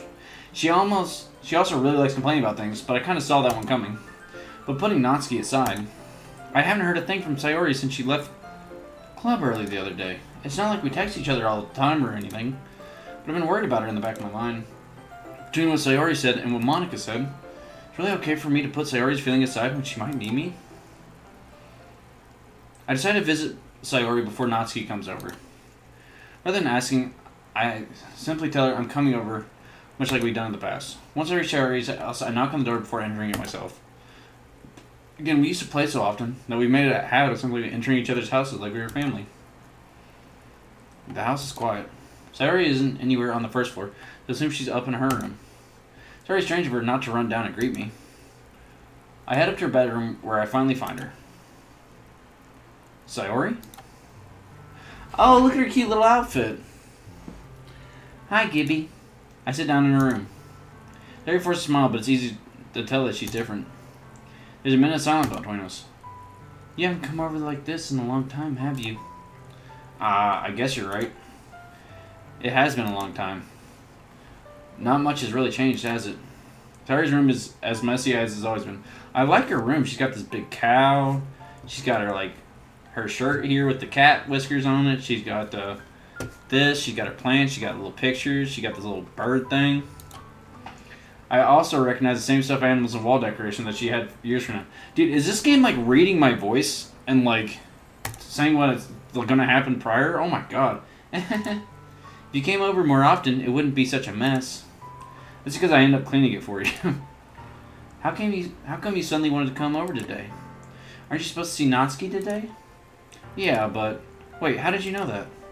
Sarah had already left by the time we decided that last meeting. Monica told me. It's only natural for her to keep me informed about the festival preparations, right? That's true. But what about you? Aren't you going to be helping Monica today? Of course, but I'm just helping her online. We didn't plan to meet up or anything. So it's just me and Natsuki then? Yep. There's more silence between us. Sayori stares in a random direction. The thing about her behavior is really uncharacteristic. I finally get to the point. I just want to see how you're doing. After you left on Friday, when something's wrong, you can't hide it from me. I know you too well, so... Sayori smiles, shaking her head. That's no good, Gibby. Huh? Why can't it just be like it's always been? This is all my fault. If I didn't get so weak and accidentally express my feelings, if I didn't make that stupid mistake, then you wouldn't have been worried about me at all. You wouldn't have come here. You wouldn't have even been thinking about me right now. But this is... It's just my punishment, isn't it? I'm getting punished for being so selfish. I think that's why the world decided to have you come over today. It just wants to torture me. Sayori! Grab Sayori by the shoulders. What on earth are you saying? Yeah, I'm freaking out. Like, what is going on? Are you listening to yourself right now? I know something happened to you. There's no other explanation for you to be like this. So tell me already. Till I know, I won't be able to stop thinking about it. Sayori gives me an empty smile. You really put me in a trap, Gibby. But you're wrong. Nothing happened to me. I've always been like this. You're just seeing it for the first time. Seeing what? What are you talking about, Sayori? You're really just going to make me say it, aren't you, Gibby? I guess I have no choice this time. The thing is, I've had really bad depression my whole life. Oh. Me too. Did you know that? Why do you think I'm late to school every day? 'Cause most days I can't even find a reason to get out of bed. Poor thing. Me too. What reason is there to do anything when I fully know how worthless I am? Oh. Oh. Damn. Damn, y'all. Why go to school? Why eat? Why make friends? Why make other people put their energy and caring to waste by having them spend it on me? That's what it feels like. And that's why I just want to make everyone happy. Without anyone worrying about me. I'm in shock. I can't even figure out how to respond. How is it possible that Sayori kept this from me the entire time that I've known her? Did she really want me so badly for me to just not think about her? Why, Sayori? Huh? Why is it that you've never told me about this? It almost feels like I've been betrayed as your close friend. Because if I knew, I would have done everything I could to support you. You know there's only so much that I could do.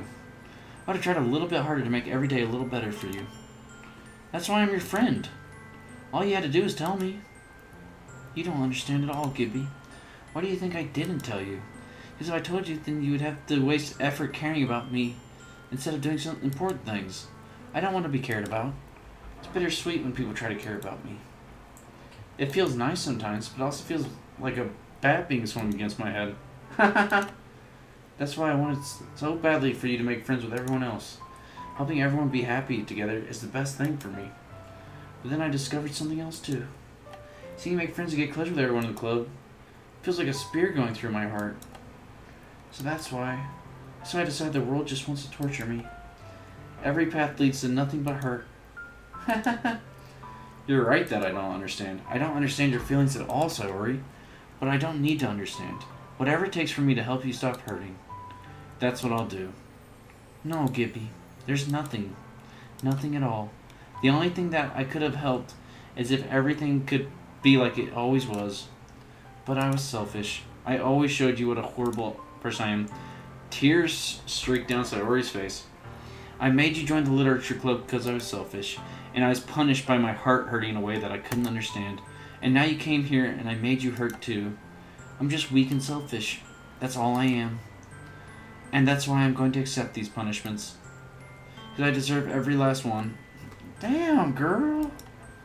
Without thinking, I once again grabbed Sayori's shoulders. This time I pull her into a tight embrace. What? Yeah. Gibby. Sayori. I don't care if you feel selfish. I'm really happy that you convinced me to join the club. Seeing you every day makes it worthwhile enough. If I make friends with everyone else, then that's just a bonus. But please never underestimate how much I care about you. I wouldn't have it any other way. Gibby. Sayori isn't hugging me back. Despite my arms being wrapped around her, Sayori's arms remain at her sides. She starts sobbing next to my ear. No, don't do this to me. Please don't do this. Gibby. Sayori barely manages to speak between her sobs. I don't know if I'm doing the right thing, but all I want is for her to know that I care. If you have it in you to call yourself selfish, then you have to let me be selfish too. No matter what it takes, I'll figure out what needs to change. I'll make these feelings go away. And if there's anything that you need me to do, then you better tell me. I'll get mad if you don't. I don't know. Gently, Sayori finally puts her arms around me in return. I don't know anything. It's all really scary. I don't understand any of my feelings, Gibby. The only time I'm not feeling nothing is when I'm feeling pain. But your hugs are so warm, and that's really scary too. Sayori lets me go. As she does, I let her go as well. The festival is tomorrow. Yeah. It's going to be fun, right? Yeah. How would you like for me to spend it all with you? It's what I want. I promise. I think that would be nice then. Yeah. Sayori wipes her eyes. If I could spend the whole day here, I would. Of all days, this has to be the one where I have other plans. Maybe I should cancel. No, don't! Please don't. If you did that, then I really wouldn't forgive you. But it's almost time for Natsuki to meet me at my house. At the very least, do you want to come along and help out? It would be fun. I'm surprised Sayori shakes her head. I'm sorry. I don't know if that would be very good for me today. You understand, right? It's kind of hard for me to fully understand, but I'm trying my hardest. It's okay. Don't worry too much about it. I'll see you tomorrow, okay? Alright. I look forward to it. I say goodbye to Sayori and exit her house. On my way home, I find myself still feeling uneasy. But it's hard for me to keep thinking about it when Natsuki's about to come over, too. I think Sayori's right. I shouldn't be worrying too much, and we're definitely going to have a great time tomorrow. I should just focus on what's ahead of me. I spent only a few minutes back at home, anxiously awaiting Natsuki's arrival. I really like Sayori's comfy outfit. It was the short shorts with just the baggy pink shirt. It was cute. Prior enough, she texted me to let me know if she's outside the front door. Let's see what Natsuki's casual outfit's like. Without delay, I opened the front door to let her in. Yeah, this is what I expected. Trying to show off she has titties. Shirt with a cat on it. And this pink frilly skirt. Sup? Hey, she with the sup. We ain't in school? Sup? Sorry. Sup? Hey. I don't know what I was expecting, but seeing Natsuki in something other than her school uniform totally threw me off. Seeing her such cute clothes makes the uniform seem totally unfitting in comparison. Geez, don't make it feel so awkward already. It's gonna be a long afternoon, so don't be weird just because you're not used to seeing me outside of school. Anyway, I'm coming in. Damn! Look at my fucking kitchen! This place is spotless and huge! Like, what even is this? Why is there 2 ovens? Look how big this fridge is. Like, what, do these open up like this? Are all kitchens in Japan? Look how big this table is. What? And there's like a place just for bowls. Am I like rich or something? I see you brought a lot of stuff. Natsuki is carrying a large bag that's probably full of baking supplies. Well, I didn't want to come all this way to find out that your kitchen isn't equipped for the job. You brought everything I asked you to, right? Yeah, I did. Yesterday, Natsuki asked me to buy a bunch of ingredients if I didn't already have them at home. Oh. Good. Glad I could count on you to do your part. Well, of course. I'm surprised to hear Natsuki suddenly say that, rather than something snarky like she usually does. Could it be that she's a little different outside of school after all? Anyway, let's go to the kitchen. We're in the kitchen. What, you're not even going to offer to take this heavy bag from me? Where's your hospitality, Gibby? Come on. Since when did I need to be a gentleman? I got the bag Natsuki holds out to me. Ugh. This is ridiculously heavy. I carried that all the way here. Are you impressed? I see now. Yeah, I am impressed, Natsuki. Seems like I always underestimate you. It's because I'm so small, isn't it? I'm actually yoked. You jerk. Natsuki hits a fist into my chest and it shatters my ribs. Hey. Your size has nothing to do with it. Do you really hate being small that much? It's not like I hate it. I mean, sometimes I like proving people wrong when they only think I'm worth my size. It's fun when I get to be small, and also better than other people. But, geez, never mind. What are you making me say? Don't think you can make me talk about weird things just because we're not at school. Are we getting started or what? There's a lot of stuff I gotta teach you. What? That's a little bit more like you. You're more fun when you just speak your mind like that. Hey! Now you are treating me like a kid. I was just trying to be a little nicer to you, you know? And just because I don't have a mature and sexy figure like Yuri doesn't mean you should treat me like... Natsuki catches her words and her face turns red. Natsuki. Forget it. I didn't say anything. I should apologize. I appreciate that you're trying to be nicer. I should have been a little bit more considerate too. But also, if that's what you're thinking, then you should know that there are tons of guys who are into body types like yours. What? How would you know that anyway? Just trust me on it. Yeah. Shout out to I don't even want to shout out to anything involving this. I want to skip this conversation. Shout out to some serious perverted people out there. Gross. You fucking said it. But you know, everyone's built differently. Hey, was that to me? Who else? Man, let's just get started already. You get all sour when a girl calls you gross. I finally found your weakness. Dude, what? The one? I got like a billion weaknesses. Natsuki smiles deviously. Please spare me. Well, if Natsuki decides to dish out more insults like that, there's no way I'm not fighting back. But she's satisfied enough for now, finally starting to pull things out of her bag so we can get started. Yo, you call me gross, I'm gonna call you midget ass short. Before long, the whole kitchen is a mess. Spoons, dirty bowls, flour, spilled fluid, and plastic bags are strewn about every countertop. Jesus Christ, what are we doing in this kitchen? The mixture isn't big enough to make all the batter at once, so we've had to do it several times. Meanwhile, Natsuki is babysitting all my movements to make sure I don't mess up her precious baking. Gibby, where did you put the food coloring? The batter's going in the oven soon, so I need to fill the trays. I think it's on the bag next to the table. What are you using it for? To color the batter, of course. I'm making each tray a different color. That way, even if the flavors aren't different, everyone can still pick their favorite. Oh, that's a cute idea. Are we doing anything like that with the icing? Do you want to? Ah, you're asking me? I don't really have a preference, so... Come on! You're not putting any heart into this at all. Can't you at least try to have fun? I'm having fun. I'm not really sure what Natsuki is trying to get out of me.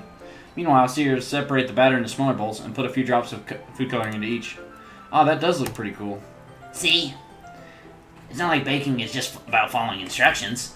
The presentation is where you get to be creative and have the most fun. It's a million times more worth it in the end if it just... Whew, I'm running low on energy. So glad that someone joined the chat. I appreciate you all so much. I appreciate everyone who's talked in chat today, even though they were being weirdos or people that I didn't see were talking in chat. I'm running on fumes, but we're in it for the long run. It's a million times more worth it in the end if it's just looking at it makes everyone's eyes light up. Oh god, I was struggling with that sentence. Why? Like the ones you made on my first day, huh? I recall Natsuki proudly presenting her cat-shaped cupcakes and Sayori and Monika's delighted expressions. I wonder if I can make Natsuki proud like that too. Yeah. Maybe I will use the food coloring then. Sounds like you're starting to understand. Just make sure you completely finish mixing the icing before you mess with the food coloring. Yeah, it's getting there. We were using the electric mixer for the batter, so I got stuck with a whisk and a huge bowl for the icing. The icing's still all lumpy. Are you even trying? Well, yeah. It'll just take a little longer. Geez, I'll be here all night if you do it like that. Here, look. Natsuki grabs a whisk from me and uses her other hand to tilt the bowl back. You really need to beat the crap out of it. After a few seconds, the consistency of the icing has already improved. See? As if to emphasize, Natsuki sticks a finger in the icing and pops it in her mouth. I reluctantly start to do the same. Hey! Natsuki suddenly grabs my wrist. I don't want your gross fingers in my icing. Your icing, eh? Are you forgetting who did all the work? I start to fight back, trying to inch my fingers toward the bowl. Don't make me beat the crap out of you next. I like to see you try. I push harder just enough for my finger to reach the icing. I triumphantly scoop some with my fingers just as Natsuki tugs with all her might. Ah! The force of Natsuki pulling me causes me to stumble, making her stumble in turn. Gross. You got it on my face. Whose fault is that? There's a big glop of icing on Natsuki's cheek. She tries to reach with her tongue, but it's too far away. Jeez. You know what? Take this. Zeta wipes it off with her finger before shoving her finger towards my own face. You wish. I'm faster. I grab her wrist with my hand before it reaches my face. Natsuki tries to use her other hand to fight back, but I grab that one as well. Oh god, what are we doing? I didn't realize this would be like a romance option. I just wanted to bake cupcakes. Stop. Not until you apologize for calling me gross. Fine. I'm sorry for calling you gross. You know I don't mean it. It's just fun seeing you react to it. You do that to me all the time, you know. Saying dumb things just to get a reaction out of me. You really shouldn't tease girls like that. Is that so? In that case, I probably shouldn't do this either. I take Natsuki's finger and put it in my mouth, licking off the icing. What? Did you seriously just... Natsuki is so surprised that she can't even figure out how to get mad at me. Her face is entirely red. Gibby, you really shouldn't do that kind of thing to girls unless you really like them. You know that, right? What kind of question is she asking me, just like that? How did the mood turn into this so quickly? Natsuki gazes at me in silence. I notice her shallow breaths. Why am I starting to feel so dizzy? Eh? Out of nowhere, the fire alarm starts going off. Natsuki rushes over to the oven. Is something burning? I thought you didn't put the cupcakes in yet. Cough. No wonder. You left a dirty tray in here, dummy. How could you make a mistake like that? You should have checked before turning the oven on. Don't blame me for your mistake. Don't blame me for your mistakes. Jeez. Shout out to whoever just joined.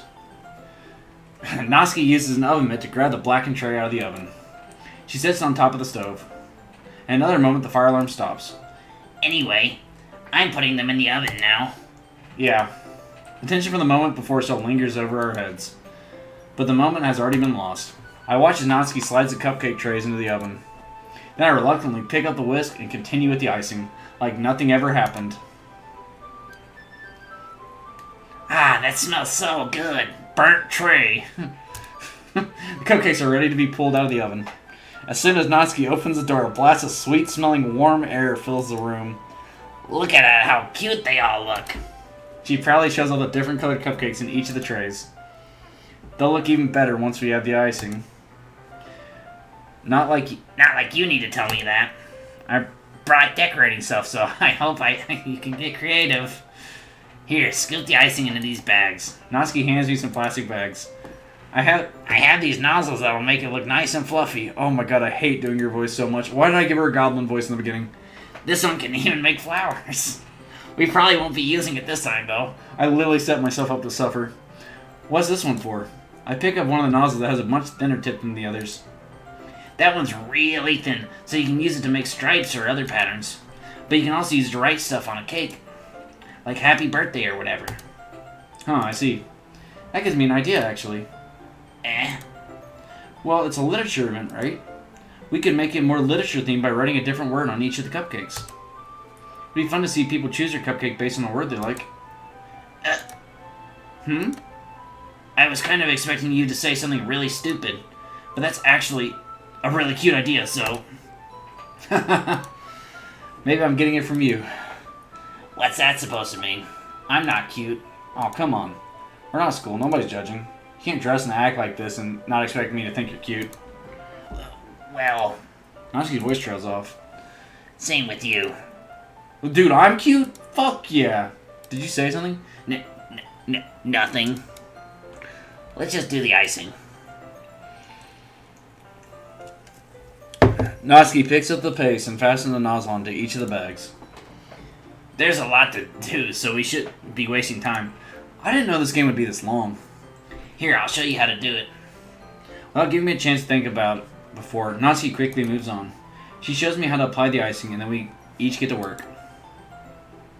When we're finally finished, Natsuki puts all of them all side by side to admire our work.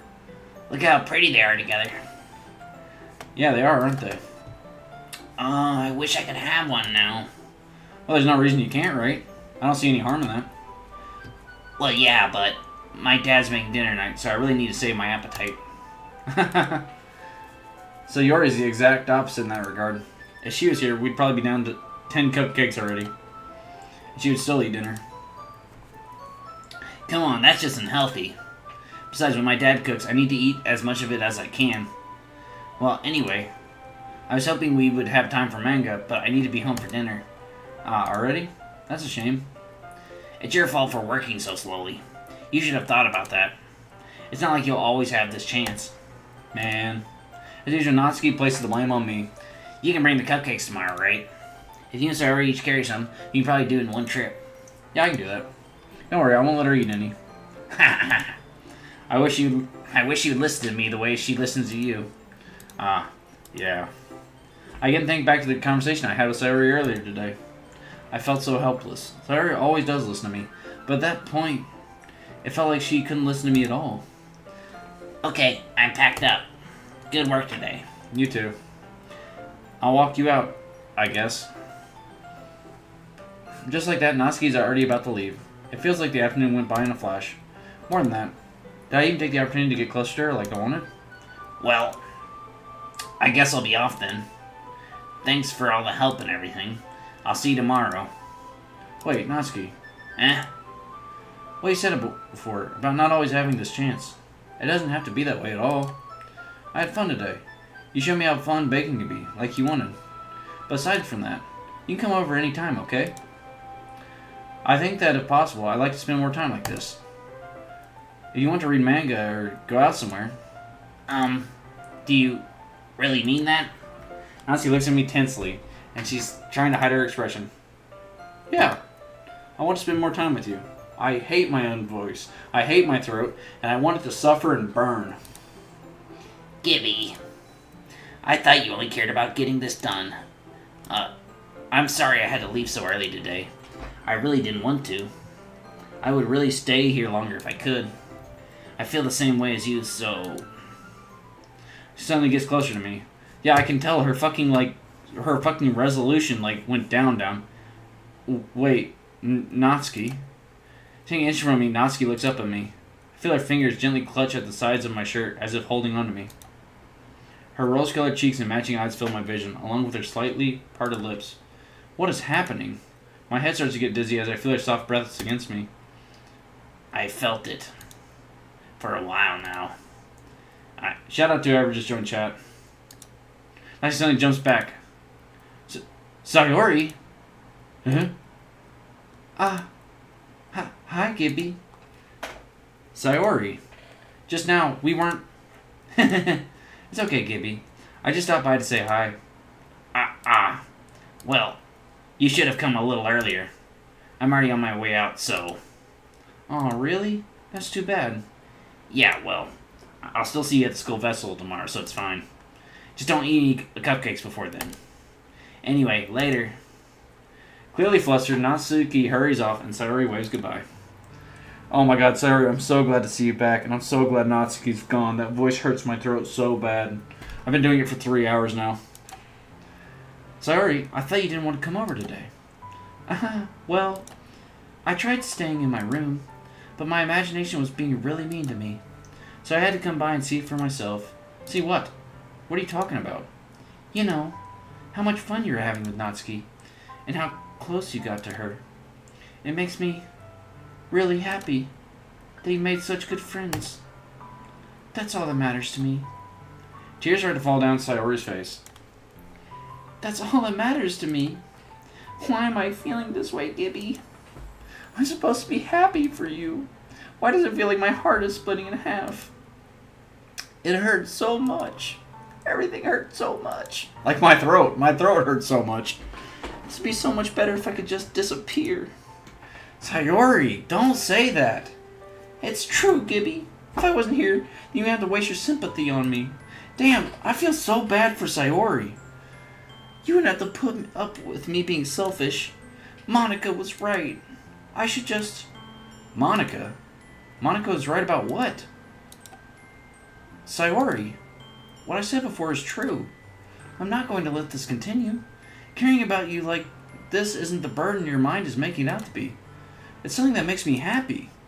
It's something that I wouldn't trade for anything else.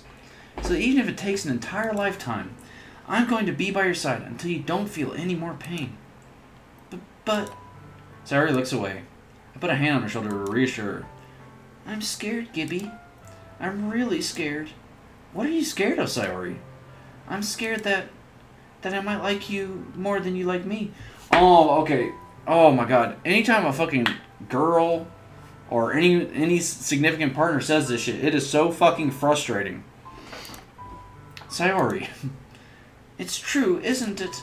I was weak and started to like you too much. I did this to myself. Gibby, I like you so much that I want to die. Like? That's how I feel. And, that's enough, Sayori. I don't want you to hurt anymore. I slide my hand down Sayori's arm and squeeze her hand in my own.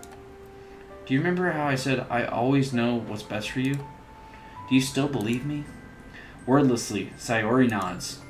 Even if you don't understand all your own feelings, I know what you need the most right now. And that's what I'm going to give you. Oh, shit.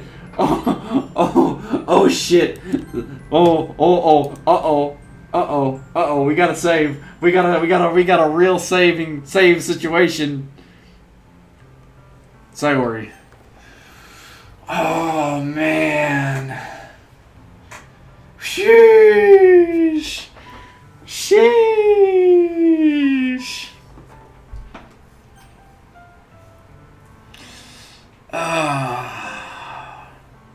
She's such a sad and wholesome girl, and she's been so nice to me, and we grew up together.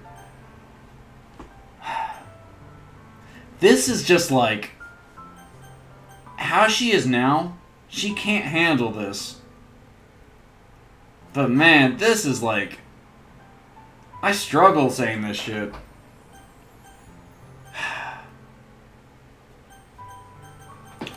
Sheesh.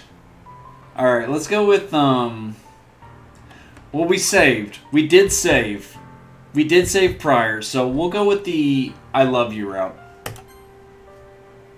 I love you. Huh?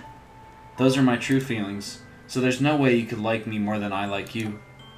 I should have realized it sooner, but spending time with everyone at the club, making new friends, and having fun with you every day helped me realize that you truly are the most important person to me. That's why I'll accept any of your burdens. As long as we continue like this every day, with you by my side, then I know we'll both be happy. Gibby. Suddenly Sayori wraps her arms tightly around me. Gibby, is this really okay? Yeah. I hold Sayori in my arms and pull her closer. You'll never have to let go of me again. I love you, Gibby. I just want to be with you forever. Me too. I feel Sayori's grip around me weaken a little bit. What is this? Sayori? I'm supposed to be happy right now. I always thought this would be the happiest moment for me. But why? Even now, why won't the rain clouds go away? They're not going away at all, Gibby. It's okay, Sayori. Might take some time for things to get better again. But no matter how long it takes, I'll be there every step of the way. That's all that matters right now.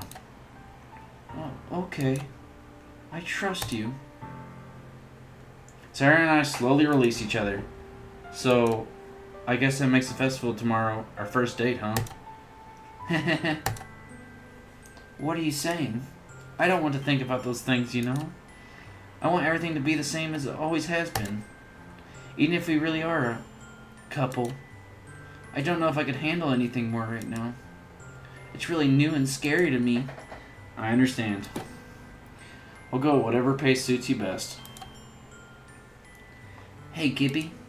Sayori gazes at me once again, smiling sadly. Even if I get really, really sad, this is the best thing for me, right?